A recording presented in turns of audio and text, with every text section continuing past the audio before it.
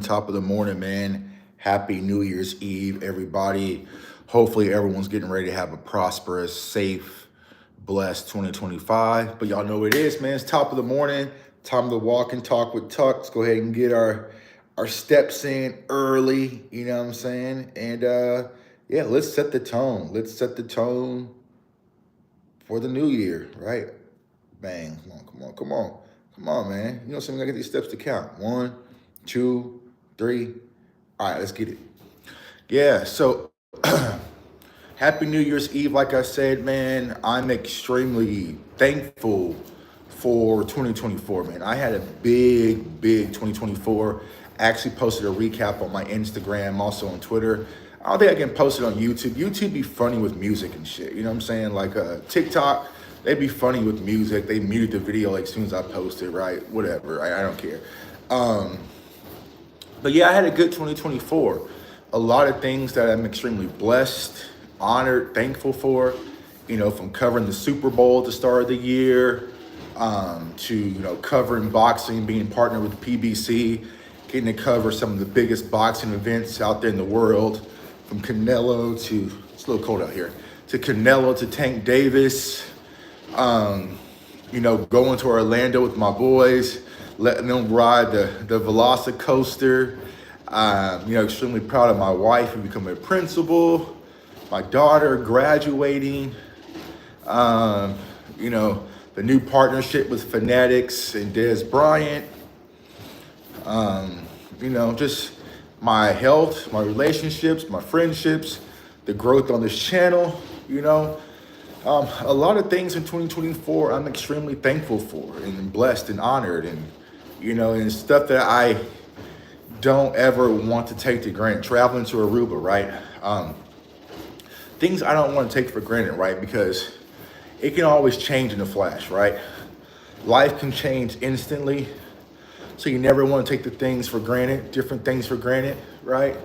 Be appreciative of what you have, but don't settle, right? And I think it was a lesson that I had to learn, right? It's a lesson that I had to learn that, you can be appreciative of what you have, right? And things that you're accomplishing, but don't settle, right? Don't settle, right? And hey, what's going on, bro? Good morning, bro. But don't settle, right? And I felt like for the longest, I always felt like people would judge me for not, I don't say I wasn't satisfied, but I was always just wanting more, you know what I'm saying?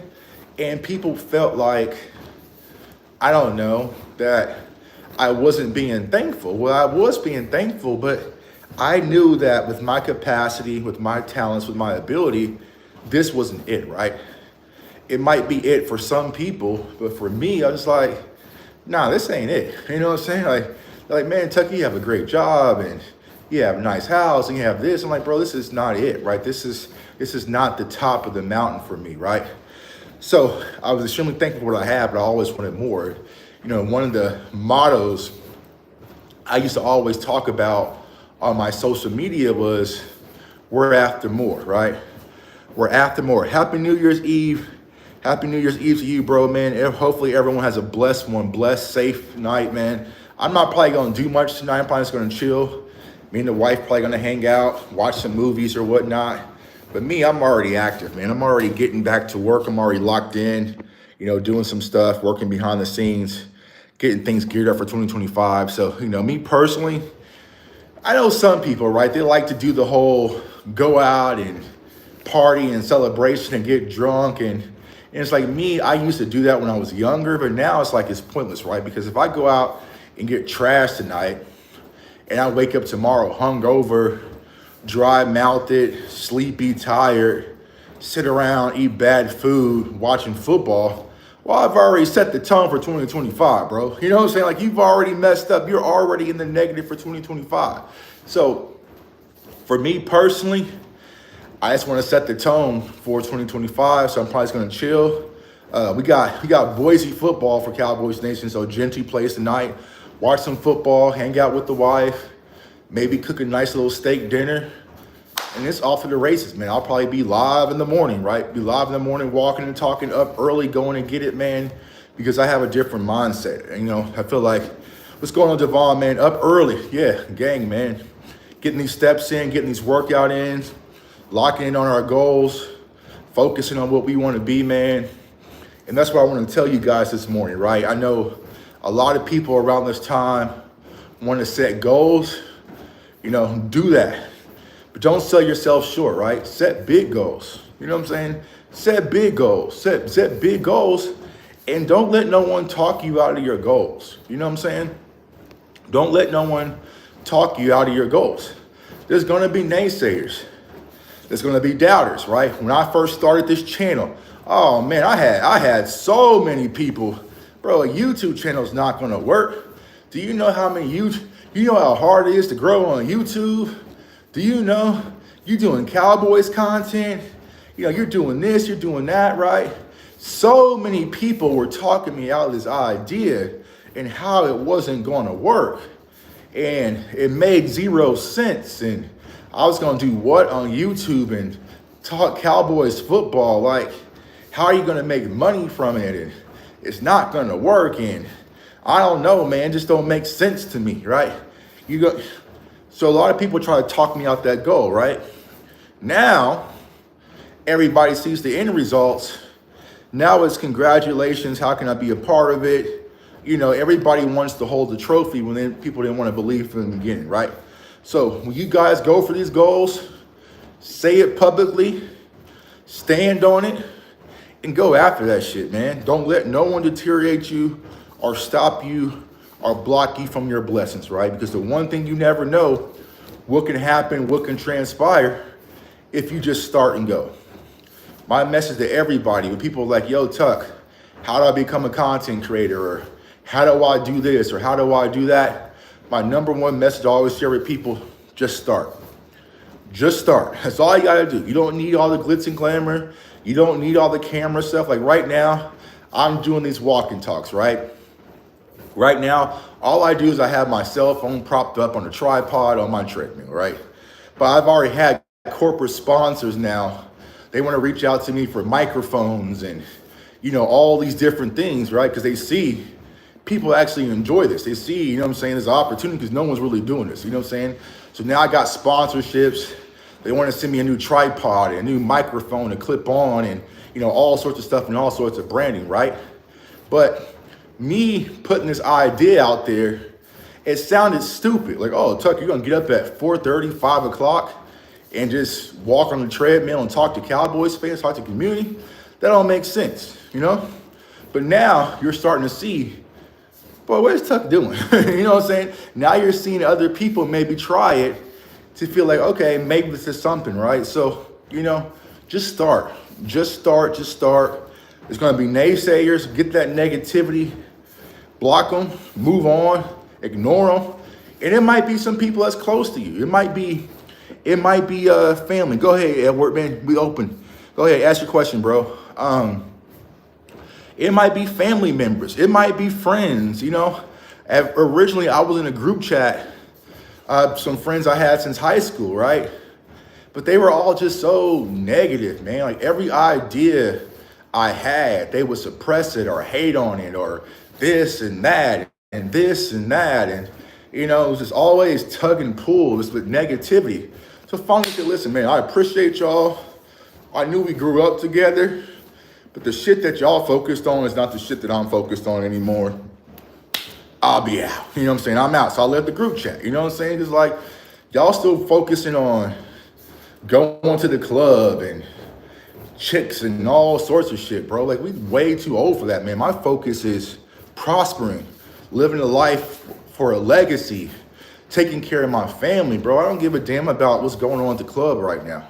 Last time I've been to the club was when I was in Miami. And that was September. And that was probably the one time I've been to the club for the year. I don't know what I'm saying? The boss man fat hoodie is diabolical, fam. Keep working, fam. Yeah, man. So it's like funny story about this, right? So I'm not sure if I ever told y'all. So Kelvin Joseph, boss man fat, when he first got drafted to the Cowboys, y'all know I wasn't a fan of the pick. Like I couldn't stand the pick.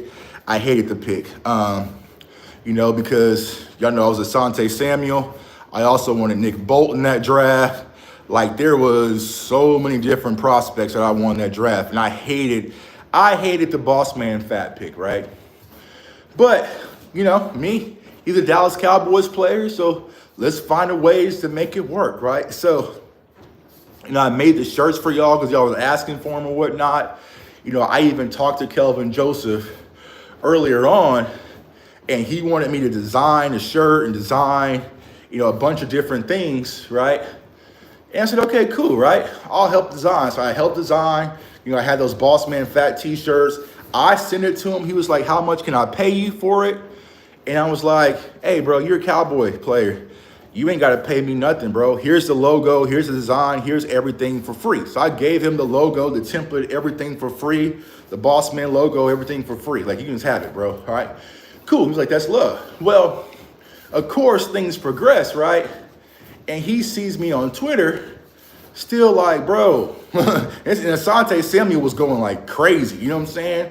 And I was like, bro, I can't believe we passed on Asante Samuel Jr. You know what I'm saying? Like, I'm still pissed. I'm still pissed about it till today, right? Even Nick Bolton, right? So then he DMs me, and he was like, bro, that's fucked up. You keep talking bad about my name and this and that and this and that. I'm like, listen, bro, I'm not talking down on you. I'm not making up no lies. I'm not doing nothing. But as of right now, it's clear as day that Asante Samuel Jr. and Nick Bolton would have been a better draft pick than you, bro. It's not that I'm hating. It's clear as day. I'm sure all you will agree that if we had Micah Parsons and Nick Bolton in that draft and Osa Odigizua, we're in a lot better situation. We airballed with the Kelvin Joseph pick. So I'm like, bro, if you want to shut me up about Asante and Nick Bolton, then go out there on the field. So we had this whole back and forth in the DMs, right? I'm like, listen, bro, I support you or not. You know what I'm saying? So to even show how I still support him, I bought this Boss Man Fat hoodie to show, like, bro, I'm still behind you. I want you to be better than Asante and Nick Bolton because that's going to help the Cowboys. I don't hate you. I'm going to support you. But as of right now, you are not them. You're not even close, right? So I bought the hoodie just to show support. Well, these hoodies, bro, I'm not sure what the hell material that he uses, but these things are like warm as, like I'm already sweating in this thing. It's like a damn sauna suit. So I'm not sure what kind of wool ass hoodies these are, but this is like my favorite gym hoodie because I break a sweat just like that, man. So that's why I got the Boss Man Fat hoodie on, man. So it's not that I'm, you know, Boss Man Fat. So listen, we got a question. Can I get a shout out? My friends make fun of me for having a YouTube channel and then say that I'll probably fail, but I'm trying to prove them wrong. I'm gonna start posting long videos of basketball. Edward, post your YouTube channel in the chat, bro. We got you. We got you. Post your YouTube channel in the chat. Post the link if it'll let you. If not, we'll find your channel. We'll support you, bro. And if you need me to come on your show and talk ball, because I was a hooper. I played basketball all my life. I didn't play football until my senior year, right, of high school. So if you want me to come on your show, bro, I will make time to come on your show, bro. Ignore those friends, bro. Ignore them, right? Ignore them, my guy. And you go do you, right? You go do you and go be great. And what's going to happen, Ed, once your channel start booming and you start having guests come on, oh, man, I think, damn, bro, was that you sitting down there talking to Steph Curry? Was that you sitting down? You know, that's how it goes. That's how they switch up, you know? So then it's like, nah, you know? Like people, like bro, my phone has been blowing up. Man, you think you can get you think you can reach out to Micah? Do you think you can talk to Trayvon? Hey man, do you think you could, I don't think I can do any of that. I don't think I could, but I don't want to. I don't want to because you wasn't here supporting, you know?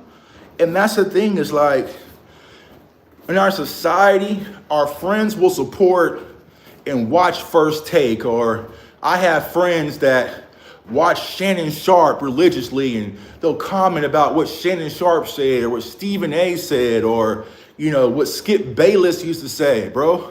But you're not chiming into what the hell I'm saying. If you would stop and watch when it comes to Dallas Cowboys content, you would know that your friend does a better job at this than they do. But you don't want to support, right? You don't want to support, you don't want to believe, you don't want to have a vision, right? But everybody wants to say, that's my guy on TV and get the credit, you know? So nah, Edward, keep being special. Don't let them deteriorate your dreams, man. And you go for you. And here's what I'll say, Ed, not just Ed, right? But anybody else, right? You don't fail. You don't fail. There's no such thing as failure. You just learn. You just learn. It's just a learning experience, right? Don't be afraid of failure. At the end of the day, in 2020, good morning, sis. Good morning, Sadiqa. In 2020, I was working my job, right? I was going to work every day, and I was working these long-ass hours, you know, pretty much working from 7 in the morning to almost 8 p.m., coming home late, you know, have the laptop in, trying to eat dinner, rushing back, calling clients, like that typical life, right? The typical corporate life, right? I was doing that nonstop, right? And then what happened was we had the pandemic, so I can no longer go to the office, right? And then what happened, I was just talking on Twitter. Skywalker Steele from A to Z Sports, who's amazing, reached out to me, put me on the show randomly. I had no studio, no computer, no nothing. I sat in my man cave and streamed from my cell phone, right? So Skywalker put me on the show, not knowing what to expect, and we talked for an hour and a half, right? And all the people in the chat was like, yo, where's your channel? Where can we find them? Where can we channel? We don't find them. And I was like, I don't have one. You know what I'm saying? I don't have a channel. I don't have nothing, right? So at that time, I could have said, man, hey, building on a channel, bro, it's not going to work. It's going to fail. Boom, boom, boom. And let's say, for instance, I built out that channel, Cowboys Fans Only, which was the original name, and I only had 3 subscribers.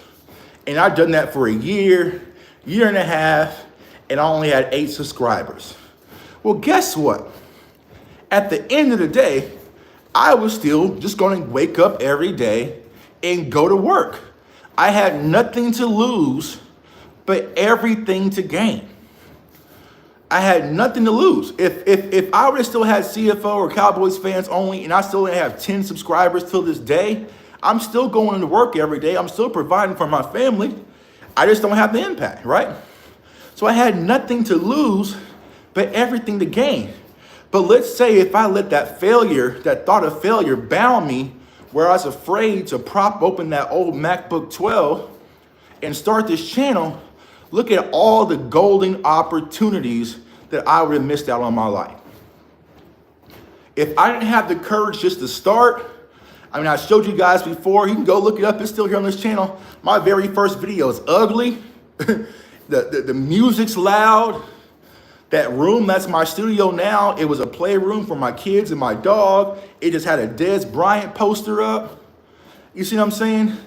If I did not take that leap of faith and break through the bondage of failure, look what I would have missed out on. What happens at the end of my life, and I'm sitting there, and God was like, yo, bro, you want to see something crazy? If you would have just did this back in 2020, you would have been covering the Super Bowl. You'd have been covering boxing. You'd have been at NBA events, college football events, college basketball events. You would be on stage and be business partners with Dez Bryant. You would have NFL players and Cowboys players in your phone you can talk to, but you didn't do it. You would be sitting there having those regrets like, damn it, I didn't know. God, I didn't know. God, like, yeah, God, I didn't know, right? Don't have those regrets. Don't have those regrets. At the end of the day, whenever our time is done on this earth, say I've done it all, right? Like case in point, I want to get into acting. Tuck, you don't know how to act. You're not an actor. You've never acted a day in your life, right? And the reason I really want to do it because my kids are into acting, right? So it's like I want to say, like, you know, kind of go through what they go through, right? But I want to get into acting this year. Tuck, bro, you're not an actor, bro. You've never been an actor. You've never been in a play in your life. You ain't did none of that, right? Cool. If I suck and I'm the worst actor on the planet, I can still come back here on my YouTube channel and make football content and just keep moving forward, right? But let's say, hold up, some director is like, who is this guy? Right? He actually has something. He has something there. And all of a sudden, I get a random ass acting career, right? Go for it, y'all. Go for every goal that you have. Go for every dream that you have. Build it in the air. Fix it as you go, right? Like I said, when we started this channel, it was Cowboys fans only. Some of y'all probably remember, right? It had the OnlyFans logo, all sorts of stuff. We had OnlyFans, Cowboys merch. It was just weird and different, but it was just this random idea that I had in my head, right? I did it. But as it grew and I started getting different opportunities, then now I had to change and adjust to CFO Sports. Now I need the logo to be bigger, bolder. Now I didn't need the channel to be just Cowboys centric. I wanted to welcome all NFL fans. And now we have Eagles fans, Vikings fans, Lions fans, whoever, Steelers fans come to our channel, our community for draft content, right? So I tore down those barriers that I initially built. I restructured the logos. I restructured how the show looked. I built all of it as we grew. I didn't have all the answers day one. I had zero of the answers day one, right? But I build and make tweaks as we go, right? Do that with your goals, right? Do that with your goals. Go after your vision, go after your dreams, and build it as you go, right? Success isn't linear. It's not just gonna be, boom, you start, then you're up here. It's gonna be you start, you drop even lower, you bounce back to surface level, then you peak and spike, then you drop, then you might have to go back, it's gonna be all over the charts, right? But eventually, the main goal is to be further than when you initially started, and you cannot do that if you don't start, man. So appreciate y'all, man. Want to kind of chime in, yeah, but go to your goals, man. I hope, but I wouldn't bet on it. Jerry said his son's making excuses, saying they can't do it. Yeah. What's up, James, man? So yeah, go for your goals. Just go for your goals. Now, conversation piece. Let's switch over to the Cowboy stuff, man. But yes, have a prosperous, safe night tonight. Everybody, be safe. Let's prosper in 2025. Big things are popping, man. Let's get focused. Mike McCarthy. Let's start with Mike McCarthy, right? Mike McCarthy has press conference yesterday, right? And I guess it's the last one, I guess. I don't know. I thought they would probably do a final one after the last game, but I'm not sure. They were saying this is the last press conference possibly, right? So, Mike has some interesting things, and we'll make a full out video when we kind of sit down and listen to it. But, I'll ask y'all in the chat, do y'all want Mike McCarthy to return? I already see Carl Tripp was like, no. You know what I'm saying? No, but do y'all want Mike McCarthy to return? Now, no, everyone's no, Mike up out here. Now, here's what I want to headline y'all with, right? Here is what I'll headline y'all with, right? If not Mike McCarthy, then who? I know everyone last night, you saw the lateral plays with Ben Johnson. Listen, y'all, Ben Johnson is not coming to Dallas, right? I would be shocked if Ben Johnson comes to Dallas. He's going to cost too much. He's going to want too much, right? So he's out. Brian Flores, they're not going to have him in Dallas. You just know why, right? Brian Flores is out. Bobby Slowick in Houston, he kind of phased down a little bit. So if not Mike McCarthy, let me know in the chat who. I want to see what y'all say. Mike McCarthy probably can't log onto the internet. Mike ain't the problem. The issue is he can't fix it either. Who can fix it though? Well, good one, right? So James, so Vrabel, right? Me personally, I am a Mike Vrabel guy. I love Mike Vrabel. People like, Tuck, why you like Mike Vrabel? Why you like bro, I wanted Mike Vrabel last year as a DC over Mike Zimmer, right? I love Mike Vrabel. But what's happening right now, old Tom Brady in Vegas, who won Super Bowls with Mike Vrabel, is already recruiting Mike Vrabel. And like, yo, come to Vegas and let's do things the Patriots way. Full control. I'm Tom Brady. Let's do things the Patriots way in Vegas. So if I'm Mike Vrabel, I can go work with my former teammate who I've won Super Bowls with in Las Vegas, big bright lights of Vegas, who's starving for wins, and he's going to give me full control to do things my way. Or I can sit and talk to Jerry Jones, and where he's going to have full control over everything and not let me have the culture that I want, and maybe have to force me to keep the defensive staff that I don't want, and maybe have to keep the players in the roster I don't want, and not let me spend the free agency. Where are y'all going to go? Where are y'all going to go? Where are you going to go? You're going to go to Vegas. You know what I'm saying? You're going to go to Vegas. So, you know, I would love Vrabel. I like Vrabel. I think Vrabel can give us that Coach Campbell, Dan Campbell type of culture in Dallas where it's tough. And I think Mike Vrabel with Micah Parsons would be scary. But I don't think it's happening, right? So Vrabel's another name. And then you have, I think someone said Kingsbury in Washington. I think he's in a good situation with Dan Quinn. You know, would he want to come to Dallas? I don't know, right? So I feel like, what am I getting at, y'all? Is that I am right now advocating, unfortunately, I don't want to say unfortunately, because he's not bad, but he's not great, right? For Mike McCarthy to return, because I don't like the other options that I know our organization, our front office would consider if Mike McCarthy was to leave, right? I feel like if Mike McCarthy was to leave, you would probably have the Kellen Moores come availables. You know, it might be, I don't think Robert Saleh, I would like Robert Saleh defensively, right?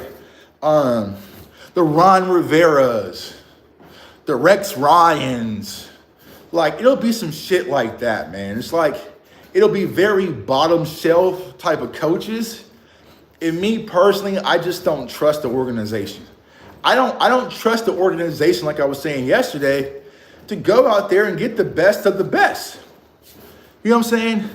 I don't think they would go get the best of the best when it comes to coaching. I feel like they're going to get what can fit and what's affordable.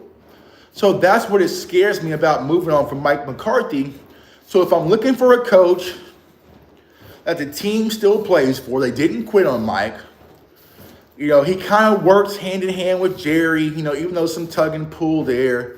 He's affordable, right? He's not a great coach, but he's not a trash coach either. If you're looking for the criteria that fits the Dallas Cowboys, I would rather have Mike McCarthy over Rex Ryan. I would rather have Mike McCarthy over Kellen Moore. I would rather have Mike McCarthy over Robert Saleh. I would rather have Mike McCarthy over Ron Rivera. You know what I'm saying? I would rather have Mike McCarthy over Mike Zimmer, right? So it's just a weird situation where the options that are at the criteria that fits the Cowboys just aren't available right now. If this was a situation where Sean Payton was available, I'd have been making Sean Payton videos every other day. Not every day. I'd have been dropping Sean Payton videos every day. You know, even if we had Dan Quinn still in the house, I would have been dropping Dan Quinn videos every day, right?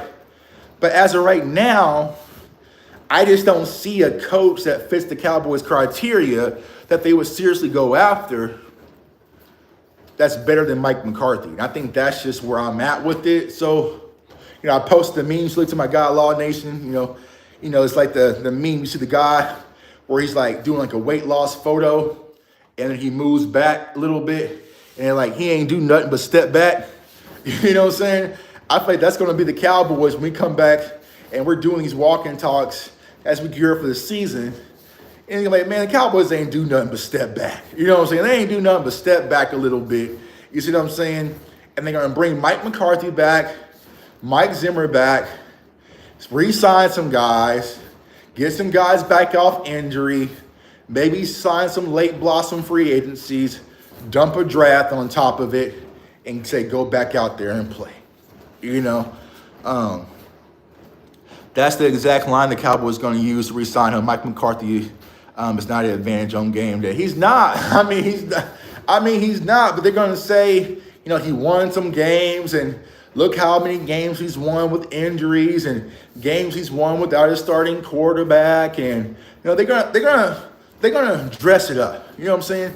They're gonna dress it up, make it all nice and neat and cute, right? And have a little press conference when they're all chucking it up, and go from there. You know what I'm saying? So, I don't know. Kevin Stefanski with Wes Phillips or John Kitten as offensive coordinator. Those guys, I like Stefanski. But see, some of these coaches, y'all, and it sucks for us, right? Some of these coaches have too much moxie, right? They have too much, man, I'm not going for that, right? They see what Mike McCarthy goes through. You know what I'm saying? These coaches talk. These coaches know behind the scenes, like, bro, like, y'all see this bullshit that's going on with Mike McCarthy in Dallas? Nah, yeah, I ain't doing that shit. You know what I'm saying? Like, think about us, right? Think about, Dwayne has a job, right? And I say, listen, man, I'm trying to apply for a job, right? And I'm like, yo, Dwayne, what's your job like? Like, what's it like working there? He's like, bro, like, I got managers all down my back. They always monitor my lunch breaks. Like, they micromanage the hell out of me. The pay really isn't that great. You know what I'm saying? Like, I'm going to be like, I'm cool. I'm cool. You know what I'm saying? Like, I'm cool. Like, all right, bro, good looking, man. But I'm going to interview somewhere else, So these coaches that actually have value, that have attraction, they're not going to settle for all the BS in Dallas. The glitz and glamour of coaching the Dallas Cowboys is not what people want to make it up to be. You know what I'm saying? Like, the Minnesota Vikings are one of the best teams in the NFC. So you can go coach somewhere else. Coaches want to coach where coaches get to coach. That might be a t-shirt, right? Coaches want to coach where coaches get to coach. I like that. Write that down, right? Van Wilder, right?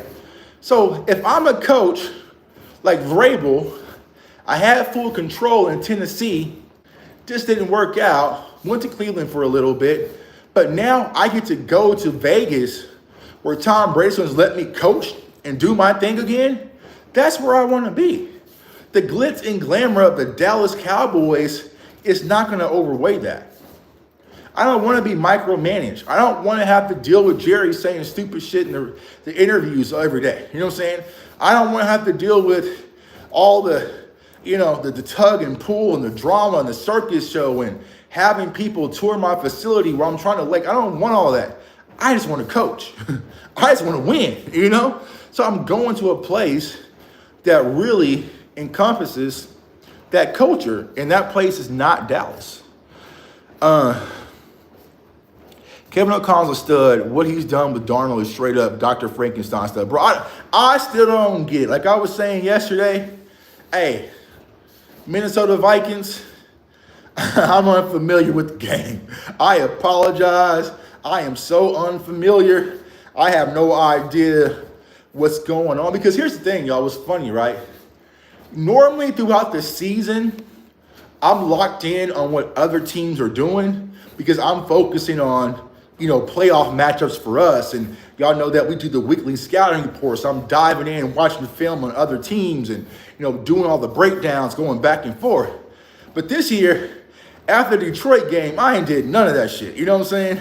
I ain't did none of it. So I haven't been scouting other teams. I I was watching casually, on a Sunday or a Monday or a Thursday, but I'm not breaking down film, on what the Viking scheme is and what's their EPA and all that stuff. I've been chilling. If the Cowboys ain't tripping, I ain't tripping. You know what I'm saying? So I ain't doing no scouting reports on these opponents because obviously y'all ain't doing them either. You know what I'm saying? And Jerry Jones flying his helicopter in the practice field while it's going on. Exactly. I don't want that, bro. I don't want you flying helicopters coming down like Nick Fury while I'm trying to coach my team. I don't want me to have a running back conversation or debate because you want one guy to play and I want the other guy to play, and now it's a tug and pull. Like, these NFL coaches, if we can see the tug and pull and the stuff that Mike McCarthy goes through during a season, I know these coaches see it. They turn on the TV and see it. They probably have a group chat too with Mike McCarthy, and they're probably like, man, this is some bullshit, bro. You know what I'm saying? So they talk, right? I don't think that's the case, right? I mean, think about this. Mike McCarthy was 12-5, 12-5, 12-5, stacking consistent wins, doing something that hasn't been done in Dallas for a long time, and he's on a one-year deal. He didn't get an extension. You know what I'm saying? So if you really want to come in and say Mike McCarthy hasn't done his job, well, he's done his job. He's done a lot better than last guy. I think we all can agree that Mike McCarthy was an improvement over Jason Garrett, right? But what happens is you're holding Mike McCarthy to this standard or this expectation where it's Super Bowl or bust, but you haven't done shit in 30 years, bro. You know what I'm saying? You haven't done anything in 30 years. So why are Mike McCarthy, in order to prove his worth, has to do something that this organization hasn't done in 30 years or else. That's a massive task. That's a massive task. You know what I'm saying? Massive task. Imagine someone hiring you for a job. Like, listen, we haven't been able to get this amount of sales over in 40 years, so it's going to be up to you to get it done. If not, you're fired. Nah. Yeah. You know, you see what happened to the last bodyguards. You know what I'm saying, bro? Like, I don't know. You know what I'm saying? So it's like, I think that Mike McCarthy is a good coach. Is he a great coach where other teams see him across the field and they tense up? Jason Garrett used to. Jason Garrett used to see Mike McCarthy and start to piss down his leg. You know what I'm saying? But besides that, I don't know too many other coaches that see Mike McCarthy and they tense up. You see what I'm saying? I don't think Kyle Shanahan looks across and all right, going against Mike McCarthy and freezes up. I don't think Dan Campbell looks across the field and see Mike McCarthy and freezes up. I don't think Jim Harbaugh looks across the field and sees Mike McCarthy and freezes up. I don't think Nick Sirianni looks across the field and see him. Like, I don't think these coaches look at Mike McCarthy and be like, oh, shit. You know what I'm saying? We got to go against Mike McCarthy in the scheme. Now, I will say this, and I want you guys to hear this message clearly, right? I know people like offensive innovation, right? Right? They like what they're seeing through the Detroit Lions. They run all these trick plays. You know, it's the greatest show on turf, and their offensive linemen throwing touchdowns and playing wide receivers, and they're laterally doing all this stuff, right? But here's what I want to say about offensive coordinators and offensive innovation, right? It's only offensive innovation if it's executed, right? And what do you mean by that? Well, let's say, for instance, Ben Johnson is coaching the Dallas Cowboys, right? And we're playing San Francisco last night, and he calls this lateral play, right? He's going to toss it to Terrence Steele, then Terrence Steele is going to ladder off to CeeDee Lamb. He calls that play, and now it turns into a turnover because Terrence Steele was trying to toss it to CeeDee Lamb, and it turns into a turnover. Now what's everyone saying? Why would you call a stupid lateral to Terrence Steele? It's like, are you kidding me? Like, this is idiotic. Why would you call that play? Like, this is stupid. Why would you call it a trick play, right?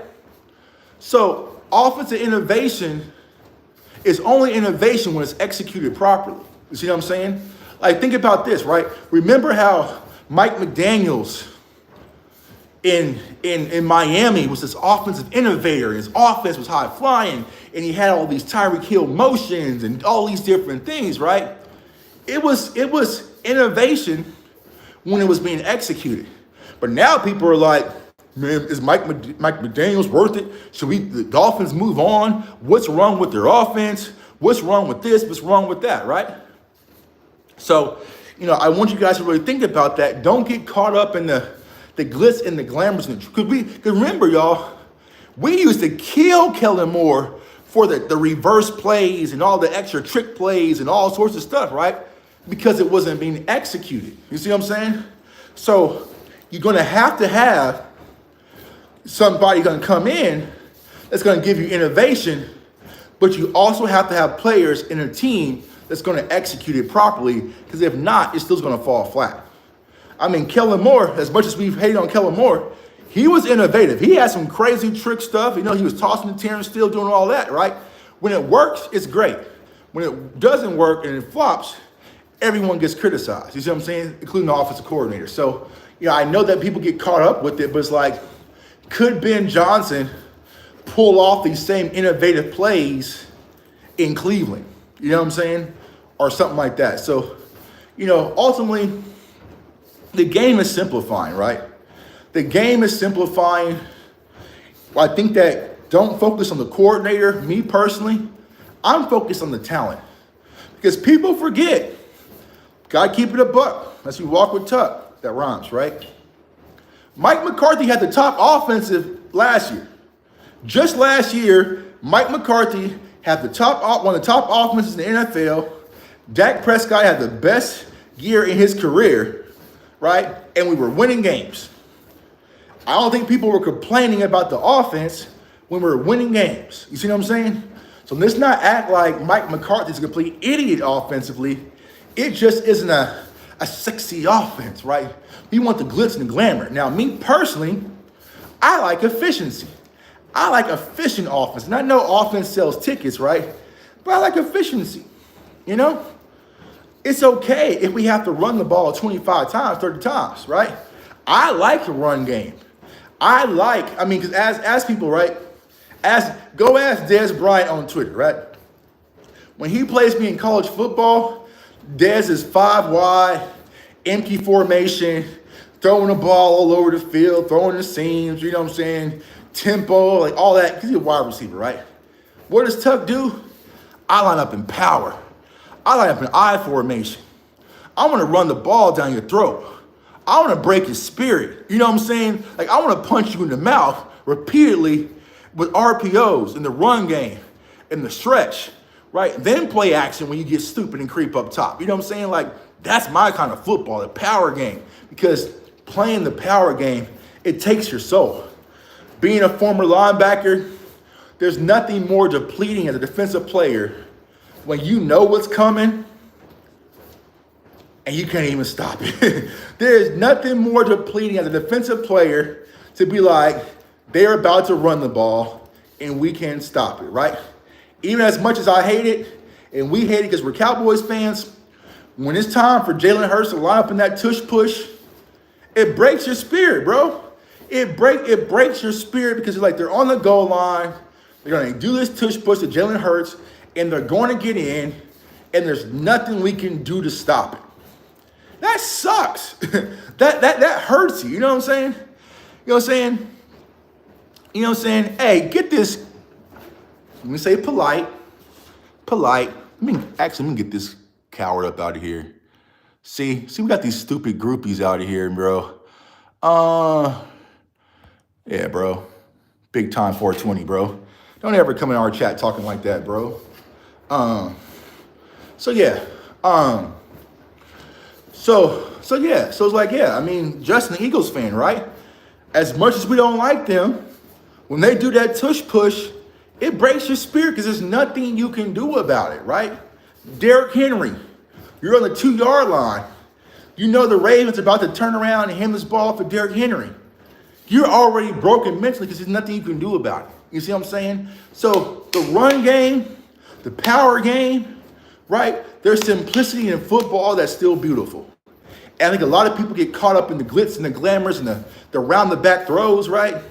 Nah, bro. You can have a sexy offense just by punching people in the mouth repeatedly. You know what I'm saying? And taking their soul, taking their spirit, right? It takes away a lot, right? Takes away your mental capacity, all sorts of things. The Eagles center cleats on the alignment for the tush push, Bush League, Chiefs on the alignment. I mean, but here's the thing, right? Let's just keep it a buck, right? And y'all know we're supposed to hate the Eagles, right? If what the Eagles was doing with the tush push was so easy, right? Everybody would do it. We've tried it. You've seen numerous teams around the league try it, but it's just not the same. And why is it not the same? Because it's not coached the same. When it comes to Nick Sirianni and the Eagles, when it comes to the tush push, it's their mindset. It's their confidence, right? It's nothing special that they have. I know they always say like Jalen Hurts squats 500 pounds, and that's the reason why, or it was Jason Kelsey, or you know what I'm saying? Oh, no. That is not the reason why. The reason why the Eagles are so effective when it comes to that tush push, it's a mindset. They know and they believe when they get to the 1 yard line or with 4th and 1, they are going to get it. And there's nothing you can do about it. You know what I'm saying? Versus other teams might try and be like, can our quarterback do it? But what if our quarterback gets hurt? Well, hold on, man. Do we really have the center for that? Wait, look at how they don't care, right? So once it's going back to the mindset. Oh, they call it the brotherly shove. We call it the tush push. You know what I'm saying? But yeah, so it's like, it's that mindset, right? And those are certain things that you can implement into your offense, right? In 2016, when we had Zeke, we wasn't prime Zeke. We wasn't doing nothing special. Jason Garrett didn't have this great scheme and this great offense, right? He had a dynamic running back, and no matter what, if you stack the box, there ain't nothing you can do about it, bro. Why do we get so many cornballs in the fucking morning, bro? Like, god damn, these trolls are weird. Hold on, bro. I hate these bot-ass trolls, bro. Like, they're like, ugh. You know what I'm saying? Like, it's just corny. Like, I don't know why you have these bot-ass trolls everywhere. Like, who built these things? Like, who built I'm not sure if they're kids or if they're people out in India. Like, who built these dumbass internet trolls? Like, it's like roaches nowadays. You know what I'm saying? Like, bro, you see these troll accounts on Twitter and YouTube and all sorts of stuff, bro. It's like, who built these things? Let me see you fart. Bro, get. So once again, right, it goes back to people's mindset. Like, people rather sit and play on the internet at 6 in the morning, 5 in the morning, versus getting up and doing shit with their life. I hate them. Okay. I know the Bible says you're not supposed to hate. I hate these troll ass people. I hate y'all. You know what I'm saying? Y'all are corny to me. Like, I just think it's corny that you would come into chats and try to troll. You get zero money. You cannot troll me. Newsflash, you cannot troll me. This is a monetized YouTube channel. If you come in here and talk and troll, I get paid money off of it. You get paid zero. Who's trolling who? Who's trolling who? Get out of here and go get you a bag, bro. It's 6 in the morning. Go eat breakfast and go be great. But when to sit here and troll? 6 in the morning, I hate y'all. Y'all are goofy. I hope my kids never grow up to be no Twitter trolls or no Instagram trolls or no YouTube trolls. I'll disown them. Can't stand y'all. Anyway, linebackers should collapse and hit them directly in the ribs. He'll stop that play. I mean, I think Freight Train, everyone's tried. You know, they tried putting defensive tackles on top. They tried jumping on the pile. They tried, all sorts of stuff, man. It's just, can't do nothing about it. You know what I'm saying? What up, Tuck and chat? What's going on with you, L Rock, man? Mustard. You know what's crazy? I see everyone online doing the mustard thing. I don't even know what song that is. I don't know what song that is. It's probably, I think it's a Kendrick song, but I tried that Kendrick album and it ain't for me, right? Salute to Kendrick. I like Kendrick, right? But that album ain't for me. So I don't know what song that mustard thing is from. But anyway, getting back to football, right? There's ways offensively that you can set an identity, right? And I think that's an important piece for the Dallas Cowboys for next year. If it's Mike McCarthy, Rex Ryan, whoever, right? They need to come out and definitively say, this is what I want this team to be, and this is who we're going to be, right? If Mike McCarthy, you say, you know what, bro? I'm a passing coach. You know what I'm saying? I'm a passing coach, right? And, I want to really air things out. Cool, I'm with you, right? If that's who you are, you're not really a run-first coach, right? That's really not your philosophy. You want Dak to pass 35, 40 times. Okay, cool. Let's go get the ingredients to do that, right? Let's go get the ingredients. That's why if you tell me the Cowboys got CeeDee Lamb, and then I don't know, let's say we drafted Tez Johnson or something, and then I don't know, maybe we brought in T. Higgins or something like that, right? Then the hell with the run game, bro. Throw it 50 times, right? Do you. Go be Joe Burrow. Go air it out, throw 40 times, right? But go get the ingredients for what you're trying to be.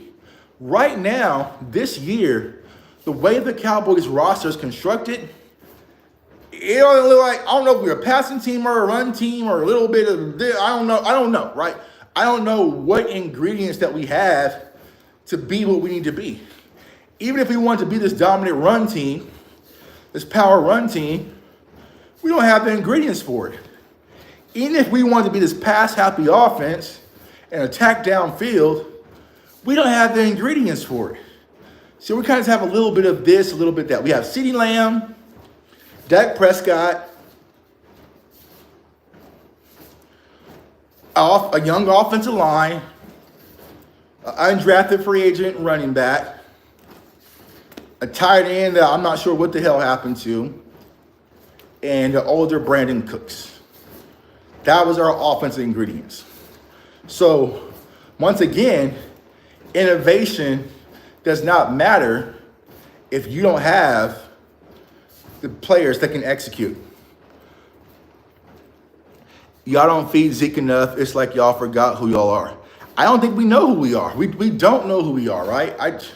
And the whole Zeke thing is weird, right? I don't understand it. If you say, you know what, Rico is my guy. Rico is our starting running back. Rico. That is our guy, right? And you're giving Cavante Turpin carries and also CeeDee Lamb carries, right? But Rico is our RB1. He is our lead back. Then why do you keep subbing Rico out in the red zone and putting in Ezekiel Elliott? Why? If he's your RB1 and that is your guy who you believe in, which is cool with me, it's fine by me, right? You're the coach's decision. Why do you keep subbing Rico out and putting in Zeke for a carry?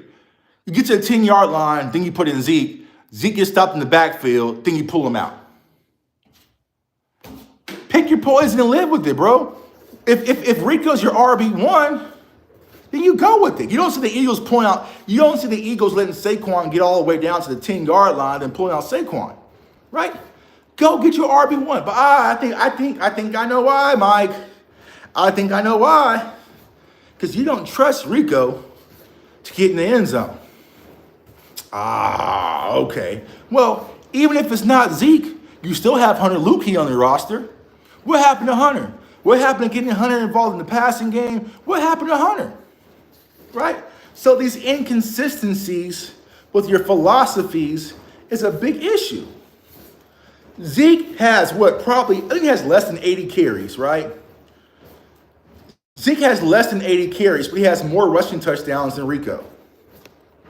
And I don't think Zeke's red zone days are done. But you can't give Zeke a red zone carry and expect him to get in. You know what I'm saying? Like you can't be sitting all the way until late in the third quarter Now we get to the 5-yard line, give you a carry, and be like, okay, now pull you back out. Like, nah, bro. Like, it's just, I don't know, right? So, but why? Why are we even wasting a roster spot for Ezekiel Elliott to get 2 carries? He's getting like 2 carries a game. That is a wasted roster spot. That's a wasted. That's a wasted roster spot. Assistant running back coach. I don't think Zig's done in the league, y'all. Honestly, don't. I don't. What's up, Clebo? What's going on with you, bro? I want a coach that's going to make us tough team again. Detroit Chargers haven't had a coach like that since Parcells. See, it's good you mentioned that up, bro. Look at what Harbaugh has done to the Chargers just this year, right? Typically, when you look at the Chargers and talk about the Chargers, you thought about cute powder blue jerseys, which I love their powder blue jerseys, by the way, right? You know, nice little team. It's like cute little team, you know, Justin Herbert, and they had, you know, Keenan Allen, and you throw the ball around, and they had Derwin James, and, you know, they had some guys, Khalil Mack, like, but there's a nice little cute team. Harbaugh comes in 1 year, changes all that. They are tough, they are gritty, they are hard-nosed, just like that.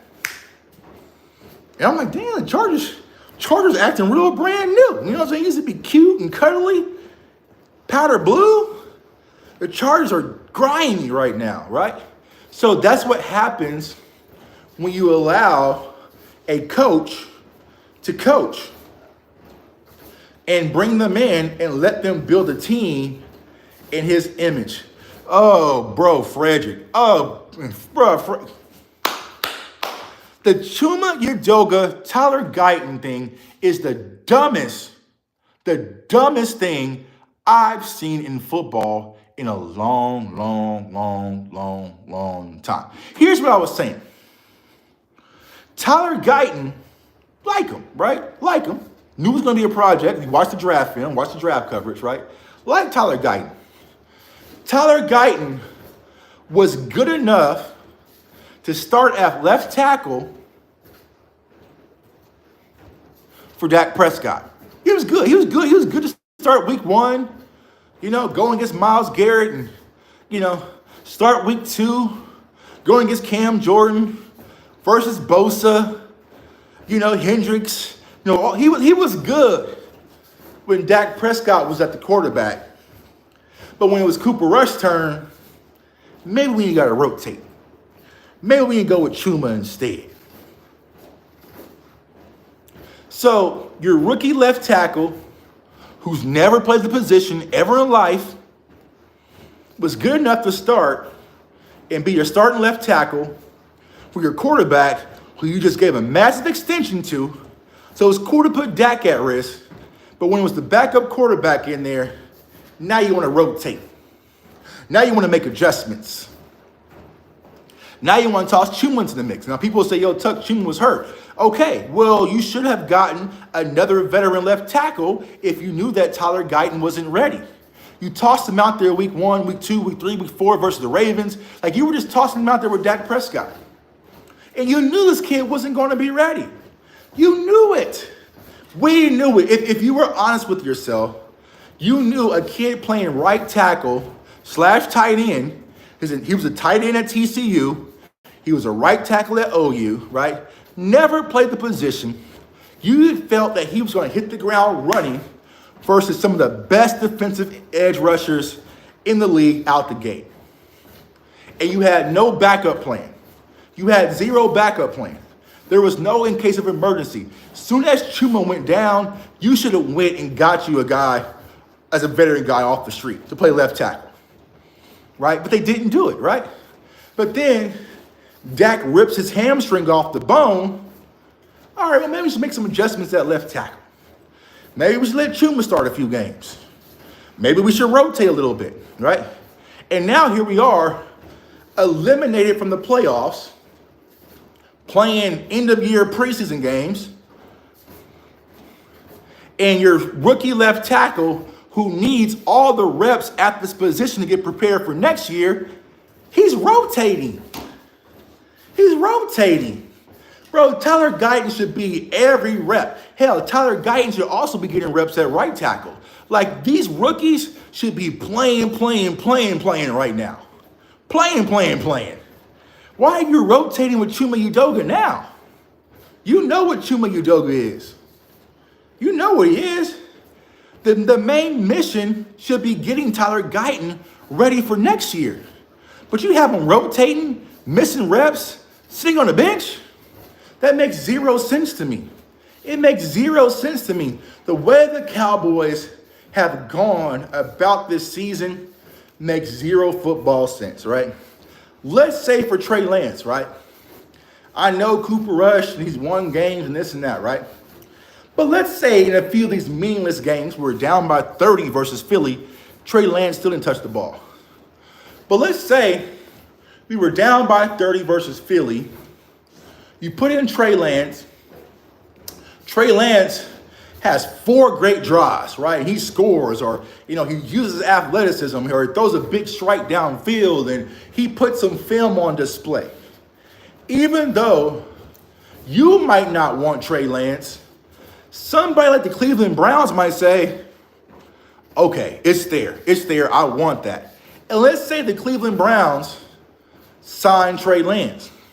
Well, what does that do for the Dallas Cowboys, right? Because the Cleveland Browns wouldn't sign Trey Lance. Well, that can increase your comp pick value.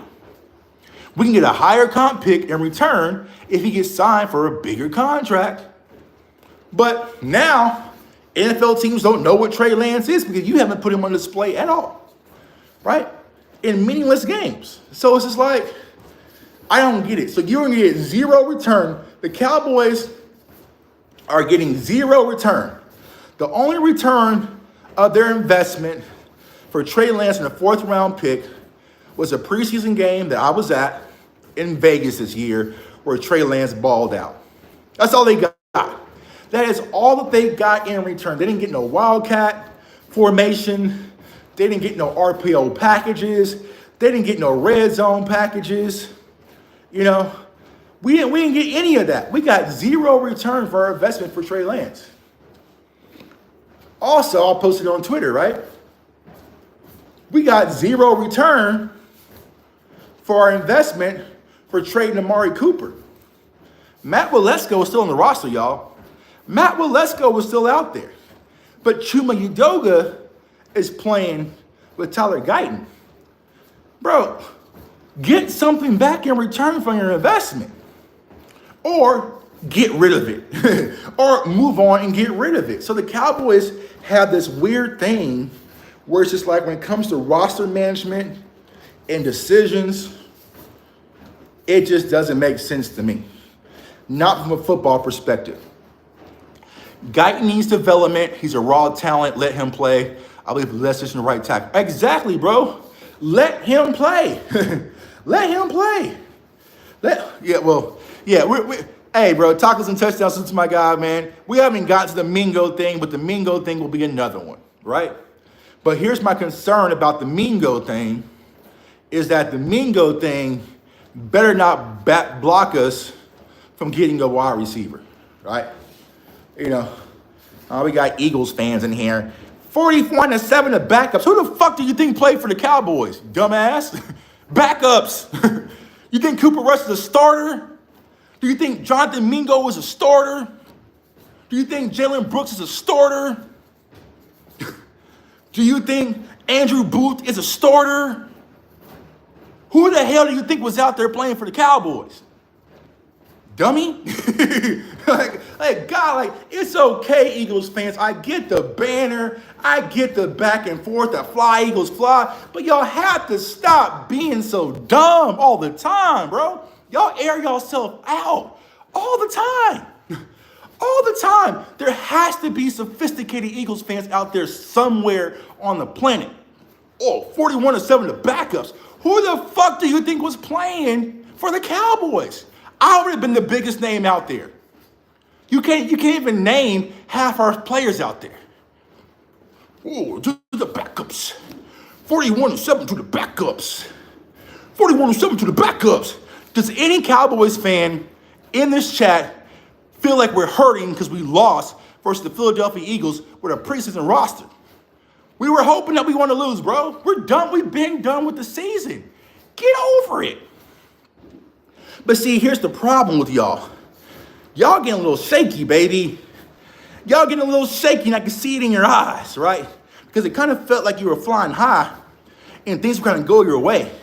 But you're seeing these other teams in the NFC, they clipped up too. So yeah, you want to rest your laurels on beating the Dallas Cowboys with your backups. But y'all scared. Y'all scared. Y'all scared. Y'all are scared. You're scared. You're scared. And I get it. Come to the Cowboys show, baby. Come to the Cowboys show. I know none of y'all people are up at 5 a.m., 4 a.m. walking and talking, so welcome. Welcome to the show. But you're scared, bro. You're scared. They're scared to death, bro. I can tell that they are scared right now because the NFC is a lot stronger than they thought, and they don't have that home field advantage as the number 1 seed. You know what I'm saying? You know what I'm saying? You're scared. They come over here talking to us. Don't talk to us. Talk to the Commanders, bro. Don't talk. Go. My guy, Rio Robinson, does phenomenal Commanders content. One of the best in the business. Look at my dog, Rio Robinson. Go talk to him. Go talk to Rio.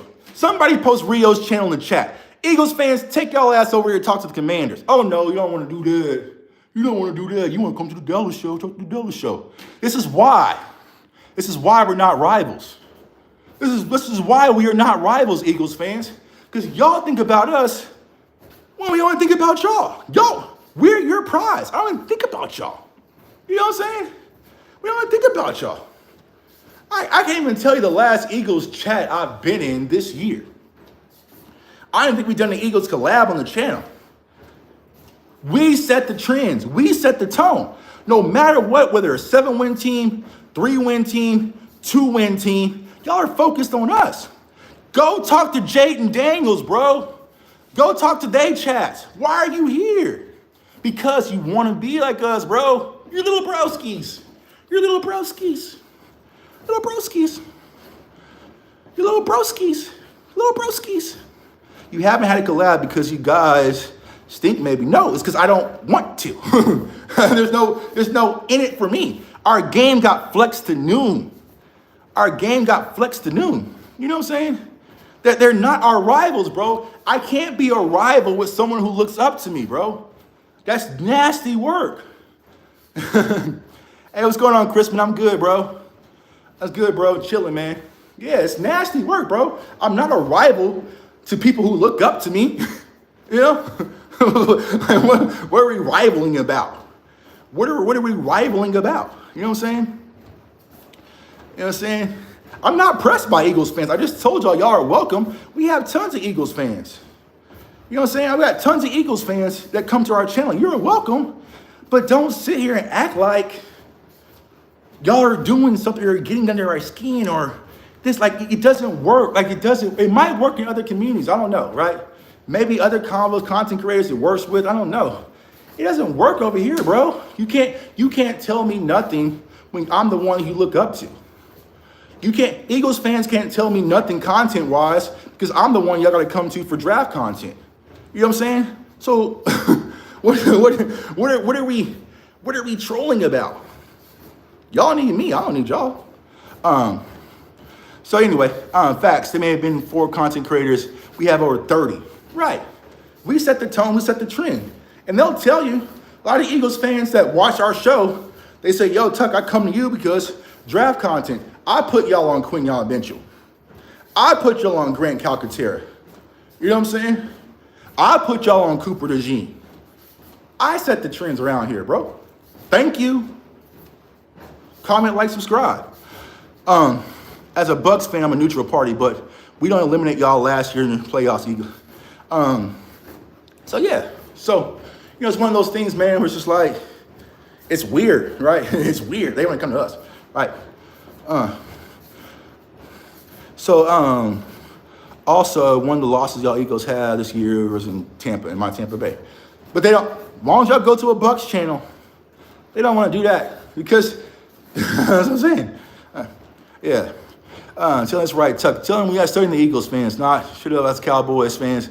Exactly, tell them cook your own team, bro. It's weird. It's weirdo behavior, bro. Like y'all know how corny I would be right now if it's 7:30. Let's put all the Eagles fans on Eastern time, right?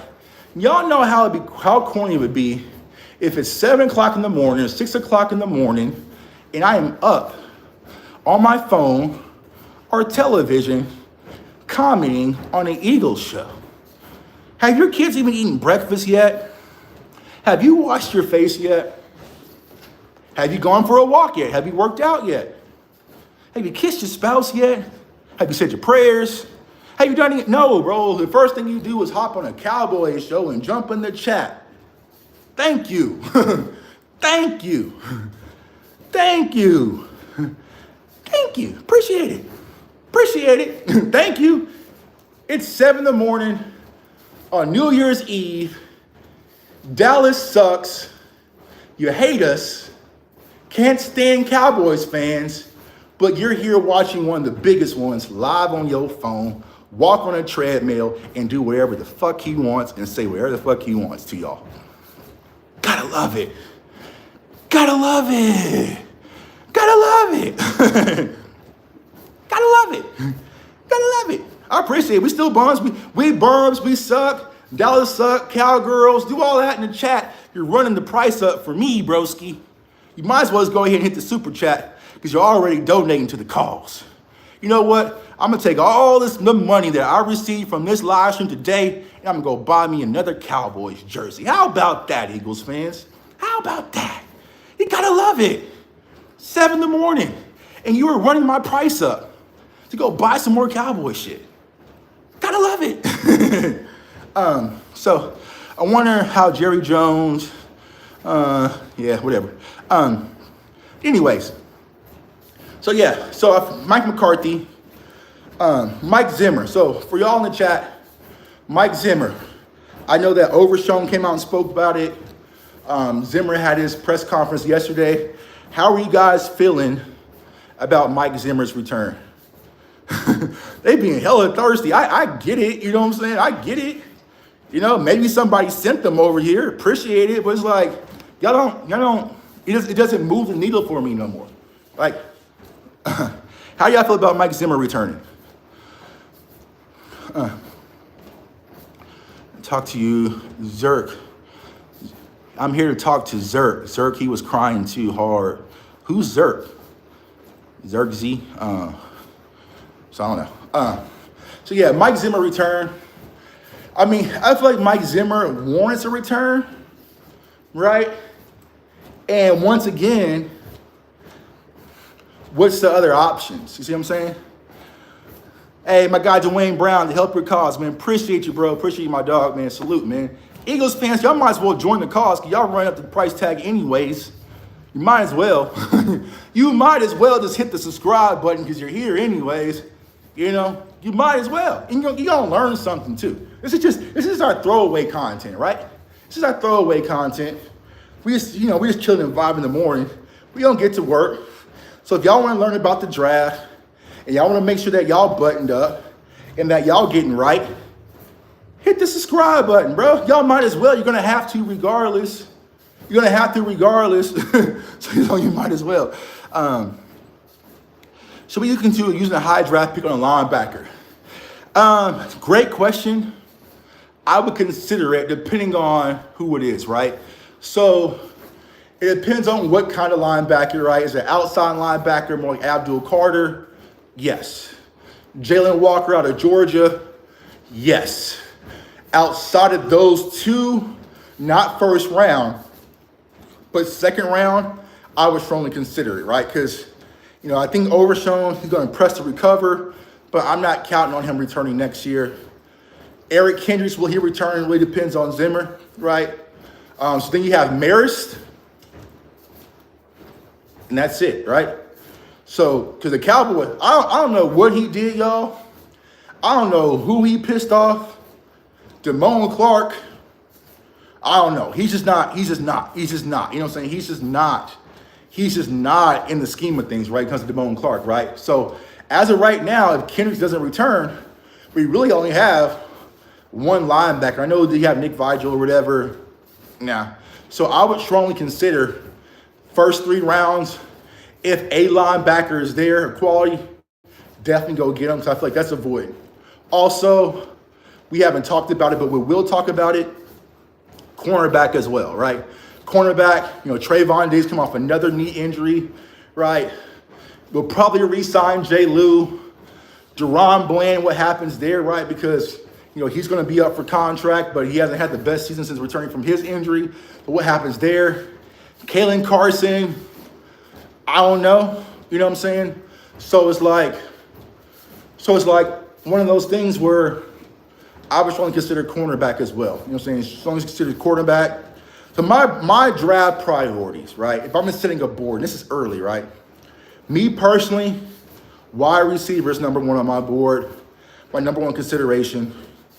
Running back, linebacker, corner. Those are kind of my priorities. Wide receiver, running back, linebacker, and corner. Now, that can probably rotate depending on, how the offseason goes or whatnot. But as of right now, we got to go get a wide receiver outside of CeeDee Lamb. You know what I'm saying? Enough's enough, right? Enough's enough. Go get you a quality wide receiver outside of CeeDee Lamb that you really have to scheme for. You know what I'm saying? And there's no knock to Jalen Tolbert. I like Jalen Tolbert. Y'all know I scouted Jalen Tolbert out of South Alabama. But I think of Jalen Tolbert more like a Noah Brown or a Cedric Wilson. Like he is going to show up when his number's called. He's going to give you max effort, special teams effort. He's going to block, right? But he's not a threat. You know what I'm saying? It's not a threat when you're a defensive coordinator and you sit and see Jalen Tolbert and you're like, we got to do something to stop this guy, right? He's more of a, if he beats us kind of player. You see what I'm saying? So I want another, we have to stop CeeDee Lamb, but we also have to stop Luther Burden. You see what I'm saying? Like you have to stop, Jefferson, but you also got to stop Addison. You know what I'm saying? You got to stop A.J. Brown, but you also got to stop Smith. You got to stop, Kelsey, but you also got to stop Deion. Like, we need that. You know what I'm saying? We need that versus is just you got to stop CeeDee Lamb and let somebody else beat us. Yeah, Carl Trippett, like Luther Burden gang. The Luther Burden film session is on the channel right now. And y'all know, man, I'm a Kansas guy.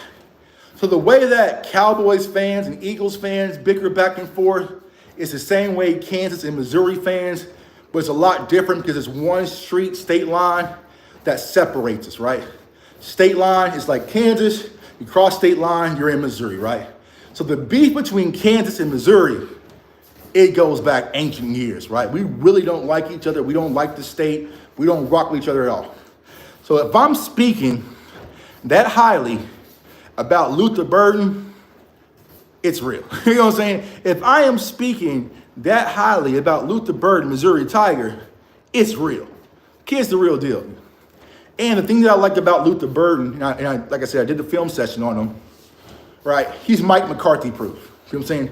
He's Mike McCarthy dummy proof, where he can run a simple hitch route, give him the ball, he can break 2 tackles, go the distance. You know what I'm saying? You don't have to really scheme him open. You don't have to do a lot of, you know what I'm saying? You can just get him the ball and say go. You know what I'm saying? So that's why Luther Burden would be top of my priority list.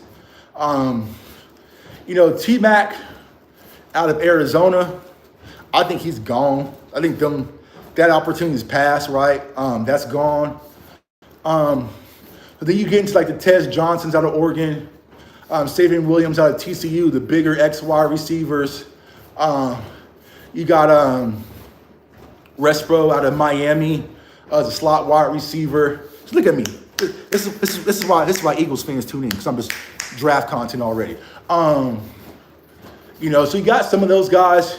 Jalen Noel out of Iowa State, who played phenomenal. My guy Jalen Royals out of Utah State.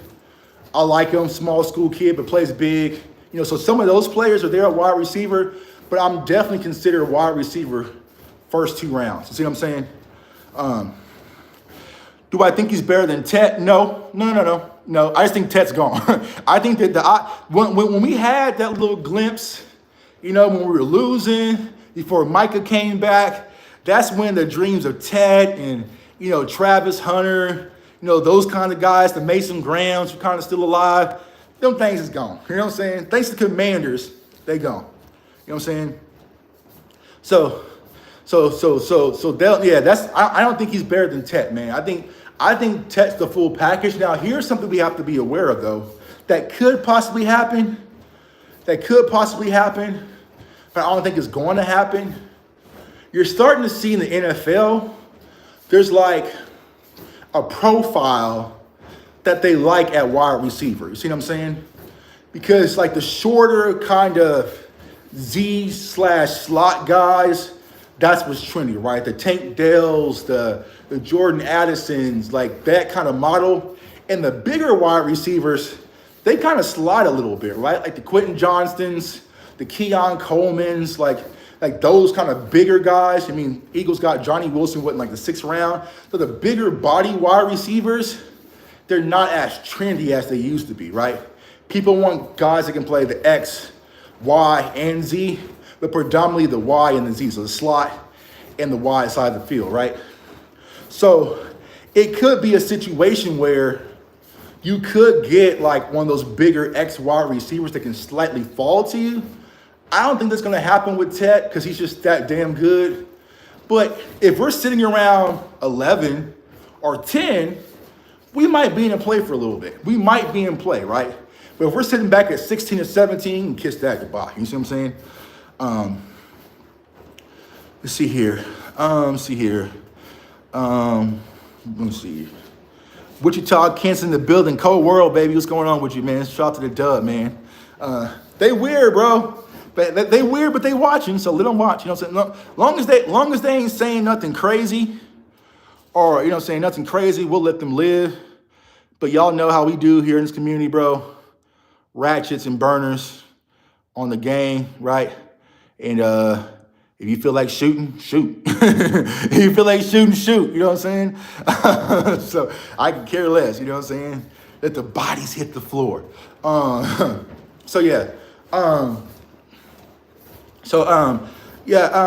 When it comes to free agency wide receiver, that's a good question. What's the price point, right? If you want top elite like T. Higgins, we can make it work. We can make it work, right? But they ain't gonna do it. You see what I'm saying?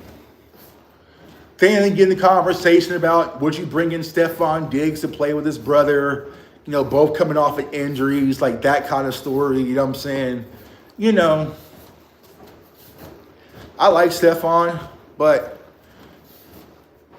you know, it's not bang, you know what I'm saying? Like, we need an offseason that's going to help you make Cowboys fans and organization sit back up in the chair. You see what I'm saying?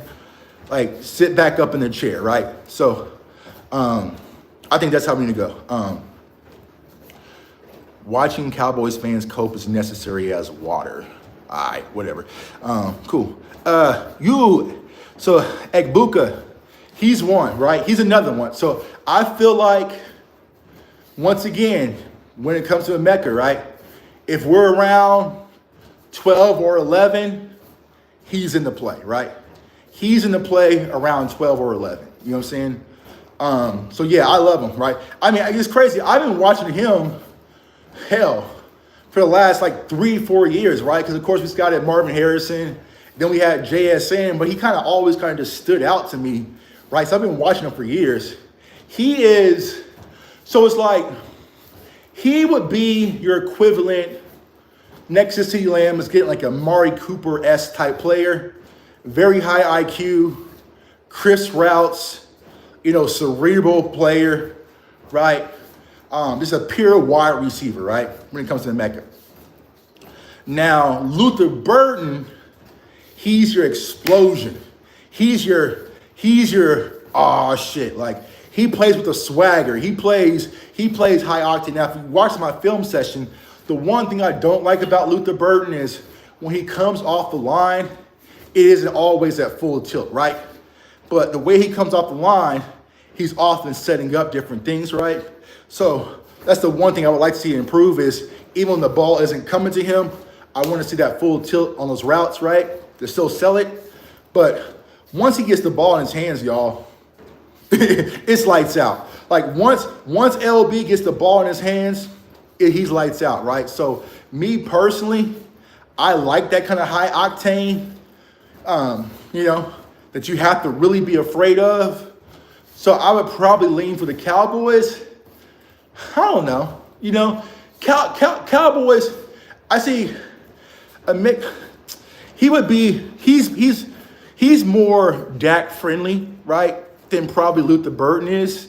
But I want explosiveness. And if you want to go explosiveness, it's going to be LB3. Let's see here. Let's see. Oh, someone asked about Tez Johnson. Yeah, so as of right now, a lot of people probably have Tez Johnson around second round, early second roundish. You know what I'm saying? Me personally, I feel like when it's all said and done, he's probably going to be late first, early second, right? Kind of where like that Keon Coleman, Xavier Worthy kind of thing was. Now, the tricky part about this year's draft class is it's not very quarterback heavy because all the quarterbacks are returning to college, right? It's not very offensive tackle heavy. There's guys, right, like Kelvin Banks, right, out of Texas, right? But the question you have to ask, like, is he a tackle or is he a guard at the NFL level? See what I'm saying? So a lot of these offensive tackles in this year's class have offensive guard size and traits and hand size, right? So it's going to be interesting to see how that shakes out with the offensive lineman. So then, is wide receiver going to be the premium?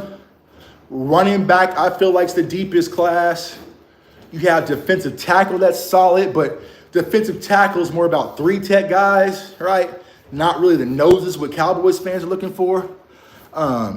So, it's going to be interesting to see how things all shape out because I think this is going to be the most random draft. What's up, my guy Bugs in the building? What's going on with you, bro, man? Early morning salute. I think this is going to be a random draft, right? It's going to be a very randomish draft, and people might just grab what they need and dip out. If Genty is there, you taking him? Yeah, I would. Now here, and I haven't done the Genty film yet because everyone's doing it, right? So I'm going to kind of wait till it simmers down. And I also want to see what he does tonight in the bowl game before we get to the film. The only thing that I worry about with Genty, this is my one knock on Genty, right, is there's a lot of gas mileage on this kid already in college, right? They're going to run him to the ground. Like, he's probably going to get about 30, 35 carries just tonight alone, right? So there's a lot of wear and tear on him already before he even gets to the NFL, right? And then my second biggest question mark when it comes to the Cowboys draft and Genty is, would they even be able to use him at the volume rate that you need to use him at? You see what I'm saying? Because it's like, he is going to be a guy that needs about 25, 30 carries, right? So is Mike McCarthy going to be able to commit to that in his offense where you have this running back? You can't give Genty 10 carries. You can't give him 12 touches. That's not, you're not getting the full value, right? He's going to have to be a high volume, 25, 30, 22, 24, 23, 30, 32. Like, he's going to be that kind of volume of back. And do the Cowboys even have the mindset offensively to do that, right? So if you're not going to use him properly in that capacity, I would pass on. But if you're talking about just pure talent, elite, vision, run through contact, burst, solid hands, reliability, yeah, I would go with Genty. Now, selfishly, I don't want to say selfishly, right? I like Genty, but you guys know I did the film session on him as well. I love Amari in Hampton out of North Carolina, y'all. I love He says, Tuck, if you don't ban me, I'll subscribe. Hey, man, everybody's welcome, even the Eagles fans, man. As long as y'all just keep it cordial, no, you know what I'm saying, none of that crazy stuff, y'all good, man. You know what I'm saying? But just letting y'all know, we got shooters all over the roof. And I told them, hey, just shoot and we'll sort it out later. You know what I'm saying? So everybody's welcome. Like I said, Eagles, we have a lot of Eagles fans come over to this channel, right? Because like I said, it's the Tuck season, right? You know what I'm saying? As much as y'all love or hate me, you know what I'm saying? Like, y'all love and hate me. Like Howie Roseman, he pretty much, Howie Roseman subscribed to my channel, bro. He subscribed, you know what I'm saying? So it's like, a lot of the players I'm going to talk about in draft season, y'all probably going to get, right? Jalen Carter, Tuck's favorite. Quinyon Mitchell, the very first prospect I broke down last year in January out of Toledo. Cooper DeJean, I said, stop trying to make him play safety because he's white. Love him. Johnny Wilson, Florida State. Grant Calcaterra out of OU. Told him if he doesn't have those concussion issues, he's going to be an elite tight end that you can utilize in your offense, right? Milton Williams, Sweat, you know. So Howie Roseman subscribed to the channel. You know what I'm saying? Jeremiah Trotter, but y'all kind of already on that one. You know what I'm saying? So he subscribed to the channel. So as long as y'all keep it cordial, keep it friendly, and don't be chaotic, y'all welcome. You know what I'm saying? It says, come back, yeah. Y'all can have Dallas Goedert. I mean, y'all sniped Dallas. So I remember the Dallas Goedert situation because so that was when the draft was in Dallas, right? And I was touring the stadium, right? And I remember we were touring the stadium, and not the stadium, the practice facility, right? Touring their practice facility, because all the time I was locked in on Dallas Goedert, right? I was like, yo, I want a tight end because I think the end of the road is near for Jason Witten. I think we need a tight end. But now, of course, I wasn't the Tuck I am today. No one cared what the fuck I had to say, right? But we need a tight end. There was Dallas Goedert, and I forgot who else was in that draft, right? So I was touring the practice facility in Frisco. Me and my mom and my son was with me when he was little bitty, right? And all of a sudden, everyone started scrambling, right? Everyone started scrambling and moving around and running the facility. I'm like, what the hell is going on, right? You know, you can see the media room and everything. So everyone's running around the star. And they're like, Jason Witten just retired. Jason Witten retired, right? Jason Witten just retired. And I was just like, why would Jason Witten announce his retirement right during day 2 of the damn draft, bro? You couldn't do this on Monday? You know what I'm saying? They were like, Jason Witten just retired. He's announced his retirement. It's like, bro, why would you do that right now during the draft? So the whole day I'm watching the draft, and I'm watching Dallas Goedert kind of slide, right? And I'm like, all right, it can happen, Tuck. It can happen. It can happen. The Eagles said, nah, we got you, bro. We heard Jason Witten just retired too. We know y'all need a tight end. We gonna leap y'all and snipe Dallas Goedert from y'all. And y'all did that, and we ended up with, we get Connor Williams or something like that. I think we got Connor Williams in that draft, and I was hot, man. So, like one of those things, man. So, like I said, overall, man, I like Dallas Goedert, but I think Grant Calcaterra in Philly, he's sneaky, man. He's sneaky good. And he would have been drafted much higher, but he had massive concussion issues at Oklahoma, and he just like was missing games and stuff like that. So it was a huge gamble. So here's what we're gonna do, bro. Good question, Chris. Ferguson had a down year because of poor utilization, or he just had a down year? I don't know, bro. Like I haven't really went and watched him. I think that's a good content for the channel because I don't know what the hell happened to Jake Ferguson. I know he had the leg injury earlier. I'm not sure if it's utilization. I'm not sure, but it's not just about the utilization of Jake Ferguson, the movement, the wiggle, the burst, the explosiveness. Like, I'm not seeing that with Ferg. And I'm like, so what is it? Is it the leg injury? What is it? You know what I'm saying? So that's going to be a project to kind of look into once the season is over. Like, yo, what really happened to Ferg? You know what I'm saying? What really happened to Ferg? Was it utilization? Because, and opposite of CD, and this is why I had big expectations for Jake Ferguson, because outside of CeeDee Lamb, he was really our only other pass catching threat. You know what I'm saying? So I had hopes that Jake Ferguson was going to go crazy, bro, because you didn't have nobody else. You know what I'm saying? but it still just didn't. And Dak likes to read the middle of the field. He's more of an inside-out reader, right? So certain quarterbacks have different progressions, right? They like to read the middle of the field, then get to the outside, right?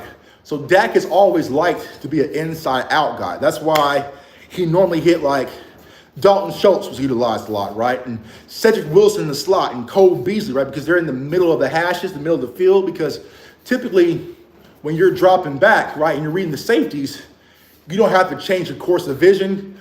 Everything's coming in front of you, right? So if I'm over here looking at my first read, right, and I have Brandon Cooks or Dalton Schultz flashing through, I have to get back to the middle of the field, right?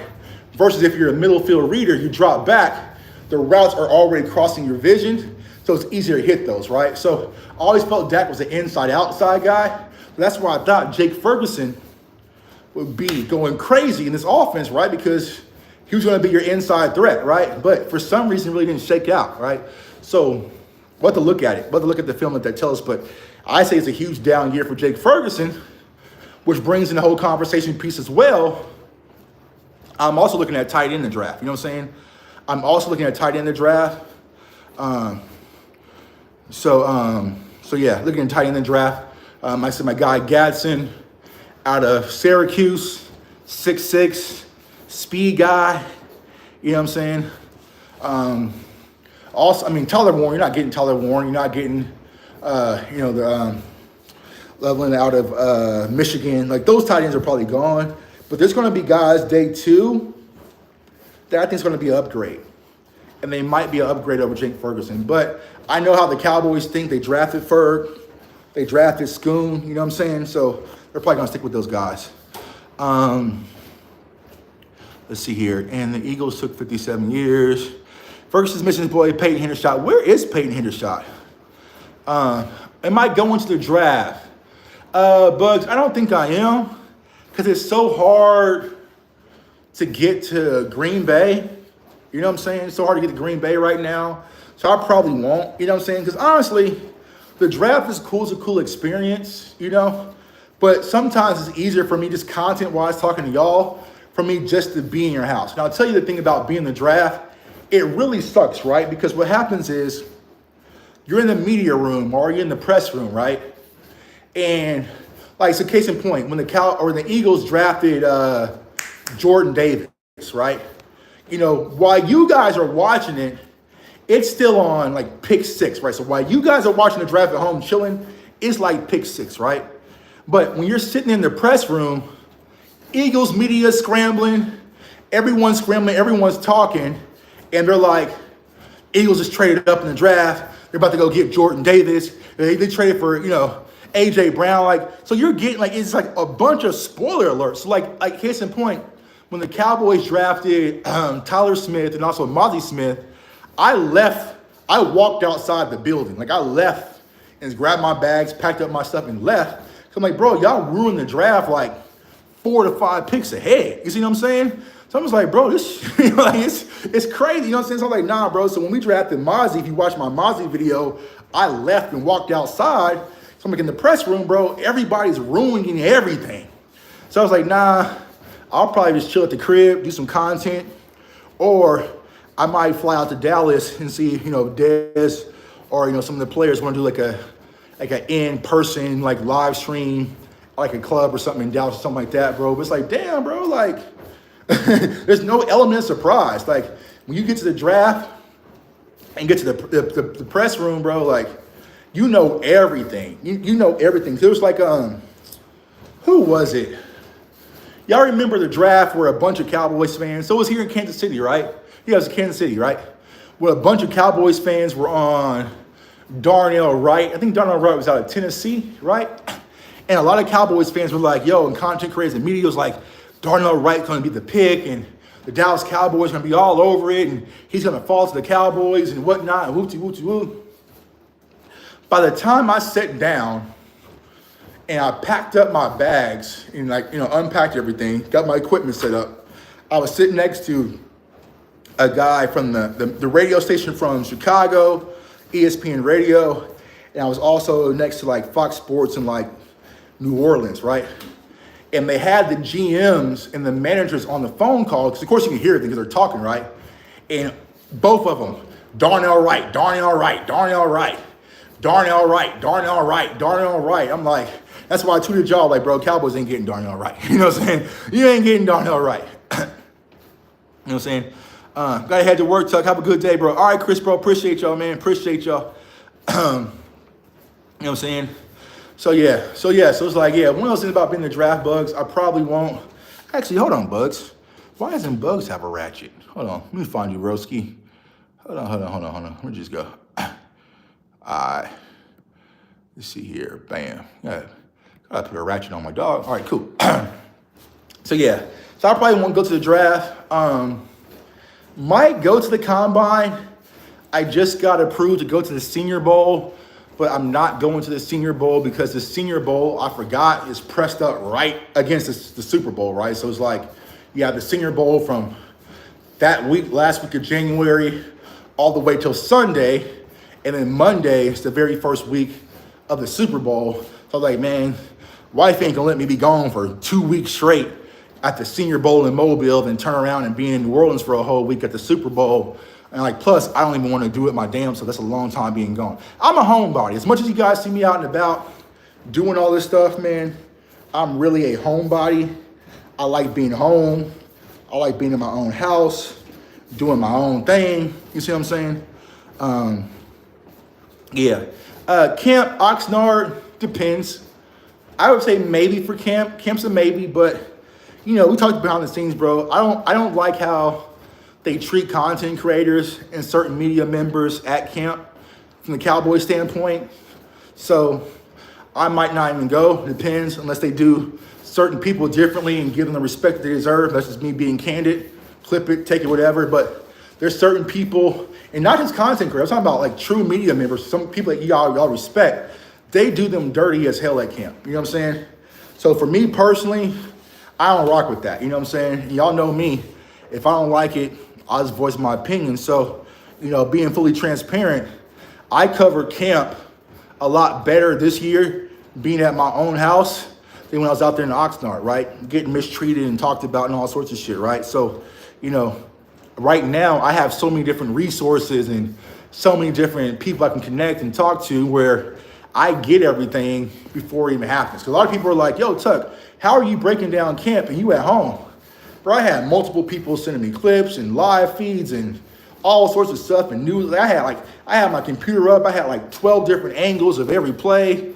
I had access to the film, all sorts of stuff, right? So people were like, oh man, how's Tuck breaking down camp and he in Kansas City?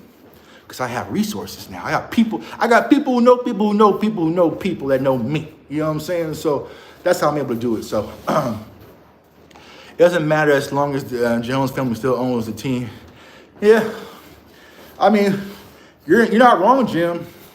We got to find a way around it, right? We're going to have to find a way around it and overcome it. I 1,000% agree with you, but they're not going nowhere. You know what I'm saying? They're not going nowhere. They are here to stay. Let me see. Let's see how many miles we got, man. We are at, let's see. Come on. Just froze. Hold up. We are at 2.8 miles. We're almost at 3. I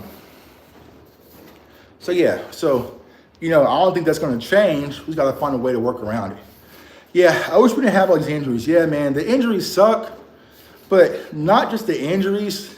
What really sucks is the injuries that's going to carry over to next year. Like, I don't know, bro. I think, honestly, I was still kind of into this football season until the Overshown injury happened, man. Just man, appreciate you, my guy. I was kind of like, I think that the Overshown injury, that was really the final blow to me this season. It's like, bro, we can't have nothing good this year, bro. We can't even get this little thing of excitement. This little thing of excitement of seeing DeMarvin Overshown bounce back. Overshown should have been the comeback player of the year. We've been keeping the butt, right? We couldn't even get that, bro. Like, you took that from me. You know what I'm saying? It's like we took that from us. Like, Cowboys fans couldn't even get that. So once the Overshown injury happened, bro, like I just felt like That was it. That's when I felt numb. Like, it's just like, all right, bro. Like, I don't know. You know what I'm saying? Every player you can think of, for the most part, has been injured. You know, like even like y'all remember Josh Butler, right? Josh Butler comes out, plays phenomenal as an undrafted guy. Great story. He was on the TV show All-American, getting his opportunity. He balls out. Everything goes on display. Hey, great comeback story about Josh Butler. I think I did the film session on Butler, right? Everything's going great. Next game, tears his ACL. You know what I'm saying? So it's like, bro, like we can't, this season has been deflating as hell. Like, forget the wins and the losses. It's just been emotional drainage, game after game, week after week. It's just like, anytime we want to get excited about this little something, this little, man, you can't even give me, oh man, Cooper Beebe's playing phenomenal. Hey, Cooper Beebe gets a concussion. All right, well, damn, you know what I'm saying? Oh yeah, well, you know, Marshawn Nealon, man, I come out and do the film on Marshawn Nealon. Marshawn Nealon's playing well, man. I think we got something young rookie, then he's out for 5 weeks. You know what I'm saying? So it's like, Wanye Thomas, okay, Wanye Thomas, man. Wanye Thomas out there balling, man. I love the way he goes out with the knee injury. Marquise Bell, hey, we need to start playing Marquise Bell more. We need to play Marquise Bell, knee injury. You know what I'm saying? So all these things, bro, these body blows has just been deflating. And then you dump on that Jerry Jones gasoline. You're just like, I'm tired. Like, I cannot wait till Sunday where it's like, okay, Commanders, Jaden Daniels, congratulations, good game. We are done. We can wrap this shit up and move on, y'all, because it's been exhausting. It's been exhausting. Every little thing to get excited for. It's been a vicious body blow after it, you know, and it wears you down. You know, it wears you down mentally. Yeah, I think Brandon Aubrey is the only thing to be excited about, right? Brandon Aubrey. You know, I like Cavante Turpin's usage. I would say Rico getting his opportunity finally. CeeDee Lamb doing CeeDee Lamb. You know, Micah Parsons just being Micah Parsons. But besides that, there was nothing to really be excited about. You know what I'm saying? Because even when we beat Tampa, or even when we beat the Commanders, I'm still thinking, bro, we lost Overshown. Oh, bang. Cowboys fans, you're so excited. You've been waiting for this for all year. You finally get Deron Bland and Jay Lou and Trayvon Diggs to finally play. We have our healthy corners finally playing all together. No, you take Trayvon Diggs for the season, and actually I'm going to take him for a little bit of next year too. God damn, bro. I don't know what Jerry did, what he sold his soul for, or whoever, but this season has just been, I don't know. So if we don't get Ashton Genty, I'm going to crash out, bro. And see that. So that's what I'm trying to say for all these people who are draft picks don't matter or draft position doesn't matter, right? Don't just think about the draft pick. Think about the fan base that just wants something to be excited about, bro. Like, can we yell and scream and jump with glee and joy just for something temporarily, bro? So if that's Ashton Genty or Ted or Luther Burden or, you know, can we just get that? We deserve it, bro. Cowboys fans deserve just something to be excited about. I would love to jump on this stream during the draft and be like, yo, we got Genty, y'all. We all rush out, buy Genty jerseys. We're excited. Can we get that feeling just for a few days? Just for a few days. We had it, right? We had it. Dak got signed, went out there, beat the Cleveland Browns. We had it for a few days. Then the Saints came into play. Carr moonwalked all over us. It's been downhill ever since. You know what I'm saying? We haven't had anything to be excited about. So I think that it does open up the opportunity for Jerry Jones to give us that splash, right? Because Jerry's going to have to find a way to sell the season ticket holders. Now, I think I get renewal invoices So last year I was at the Super Bowls. That's what the first week of February. So they're probably cooking up renewal invoices right now, right? So I'll probably get like the last week of January, like, hey, we want you to renew your tickets for season tickets for the Cowboys, right? Before free agency, before a decision's been made about Mike McCarthy, they're gonna try to sneak that in, right? But it's like, if you bring back Mike McCarthy, you bring back Coach Zimmer, which is highly likely, all right? You're probably not going to be aggressive in free agency. You have to give Cowboys fans something. You got to give us something, right? Because think about this. You're also in the negative, right? Because not only you're replenishing from this year's team, you have to replenish DeMarvin Overshown. You have to replenish Trayvon Diggs. You might have to replenish Zach Martin. You might have to replenish DeMarcus Lawrence, right? So you're going to have to probably replenish Brandon. Like, you're going to have to replenish a lot of these people and then go on top of that to create some excitement. You see what I'm saying? So I feel like they got their hands full this offseason. What will happen, y'all? I don't know. But this season has been demoralizing, bro. You know what I'm saying? Like, that's what I'm saying. Like, the Eagles fans, I'm like, trolling us, bro, it doesn't work. You know what I'm saying? Trolling us doesn't work, bro. We lost to Morgan Overshown. You know? We lost Trayvon Diggs, bro. Our quarterback tore his hamstring off the bone.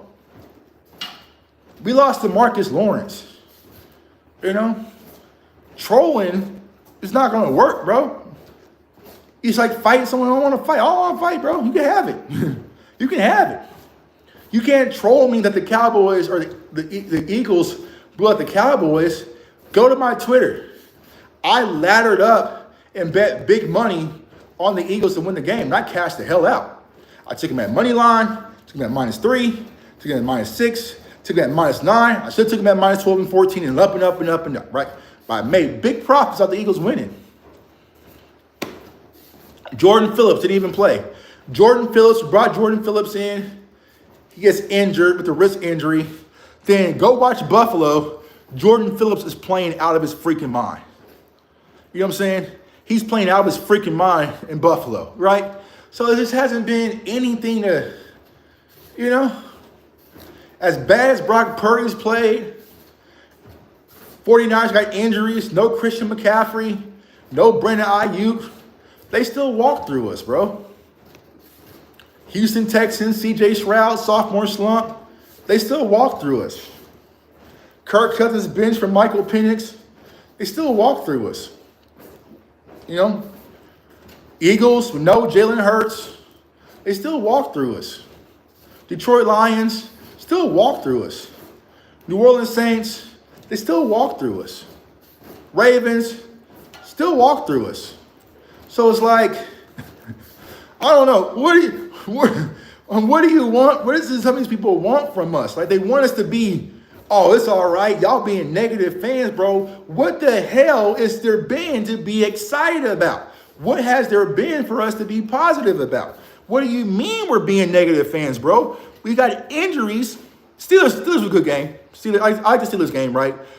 Because Jalen Tolbert kind of had his little coming out party, right? And Rico played well. Okay, that was cool. That's a good game, good win. But, I mean, for say Cowboys fans are being negative, what has there been to be happy about? What has there been to be happy about?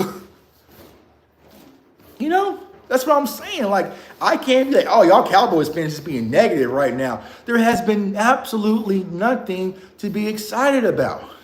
Going back to, oh, man, I remember me and Boss Cowboy, we did a show about Sam Williams and expectations, right?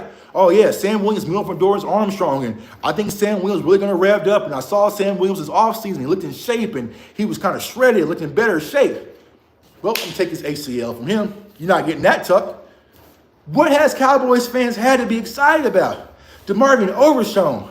He's blown up everything. He's all over the place. I bought one jersey this year. I bought two. One I'm not going to wear until we get back right? That was my Darren Woodson. Put him in the Hall of Fame, right?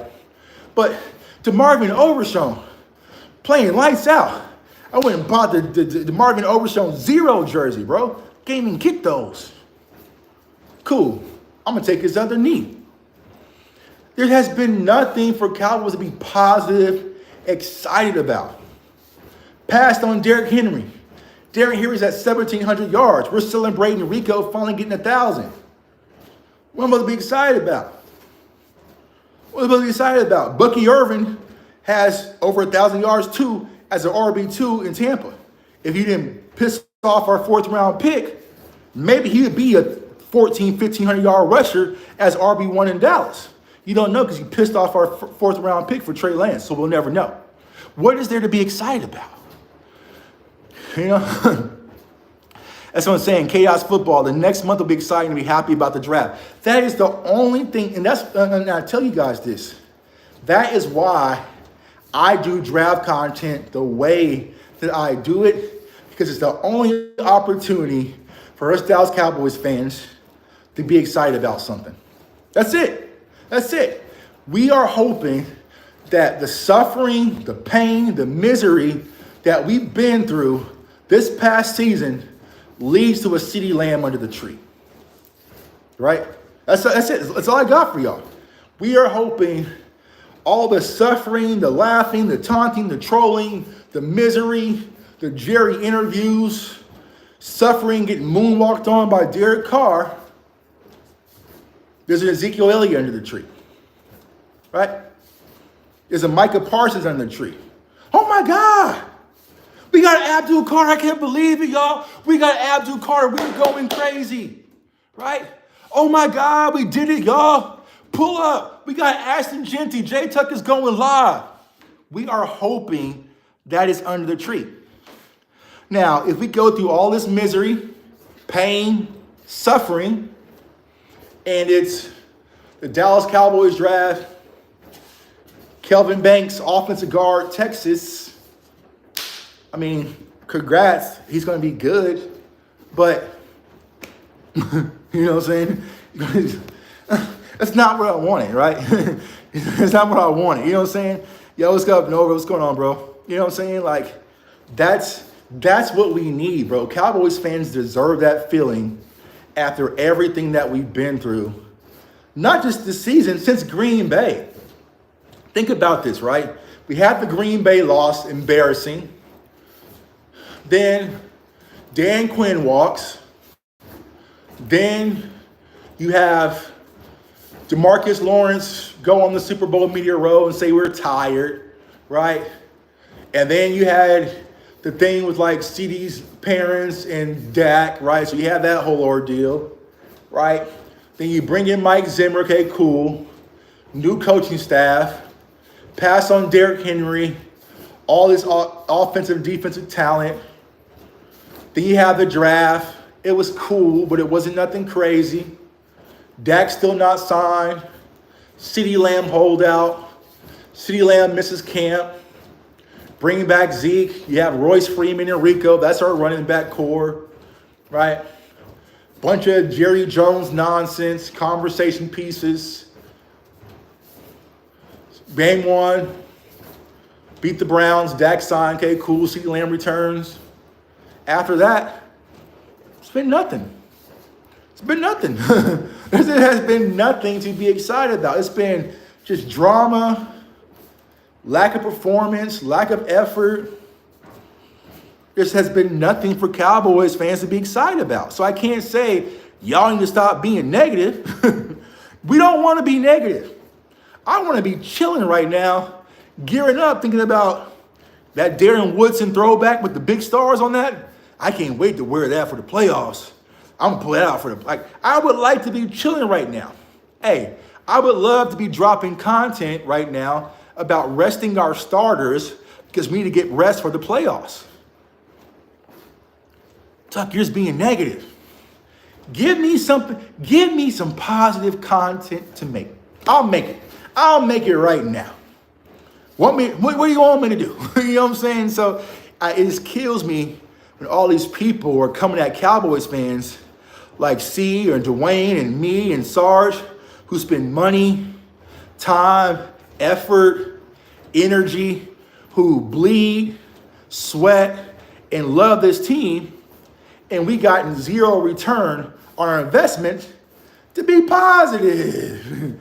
It's okay. You know, if I tell you guys, hey, you should put $10,000 into Amazon stock, right? Put $10,000 in Amazon stock. You say, all right, know what, Tuck? We're going to do that. We're going to put $10,000 in Amazon stock, right? And I promise you it's going to grow to 10 or 5% over the next course of the year. But all of a sudden, Amazon goes out of business. Your $10,000 now it turns into $200. I can't say, hey, man, let's be positive, man. You being negative right now. You being negative. Have some faith. Have some faith. See, you're not a real investor. You don't believe. You're not real right now. You're not no real investor. You just being negative all the time. Bro, where's my $10,000? You know what I'm saying? Like, what do you mean, bro? Well, you mean you being negative? Yeah, I'm being hella negative right now, bro. I lost $10,000 in your investment. It's the same thing when it comes to the Cowboys.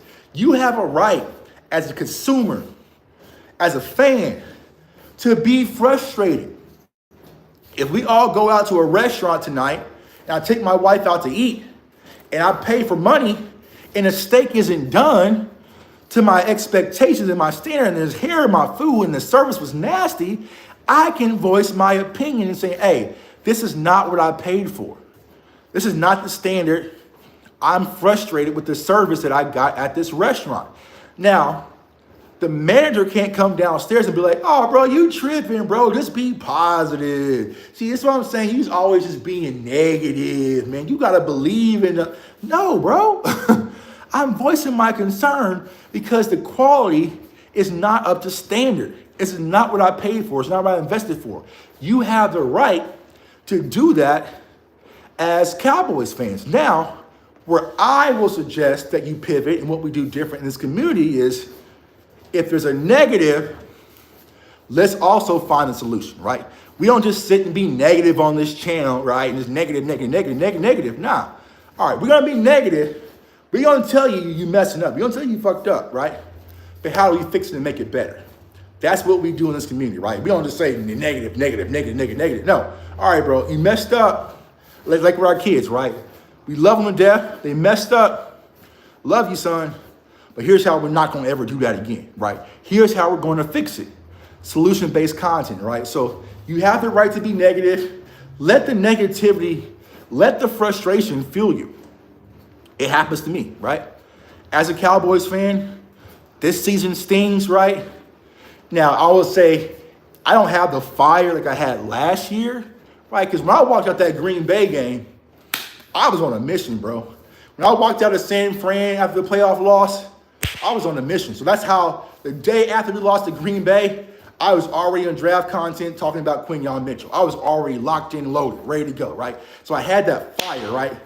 This year, it's slow burning. I'll get there, but I don't have that fire because I realize it's a lot of work to be done, Tuck.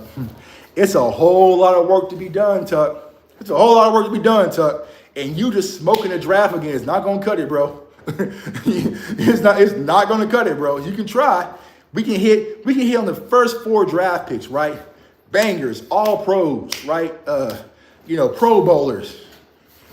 You got a lot of work to do. Your foundation, your coaching, your culture, it's all bad, bro. You got a lot of work to do. And I feel like that's where it kind of feels deflating, but we have these injuries, man. So, I appreciate each and every one of you guys for walking and talking with Tuck. Actually got 0.5, almost there. Appreciate y'all for walking and talking with me, man. I love this, man. I'm having the most fun I've ever done doing content in a long time. Just doing this, talking to y'all, getting exercise. Shit, I burned almost over 700 calories. You know what I'm saying? Burned over 700 calories already just walking with y'all. We're almost at 3.1 miles, right?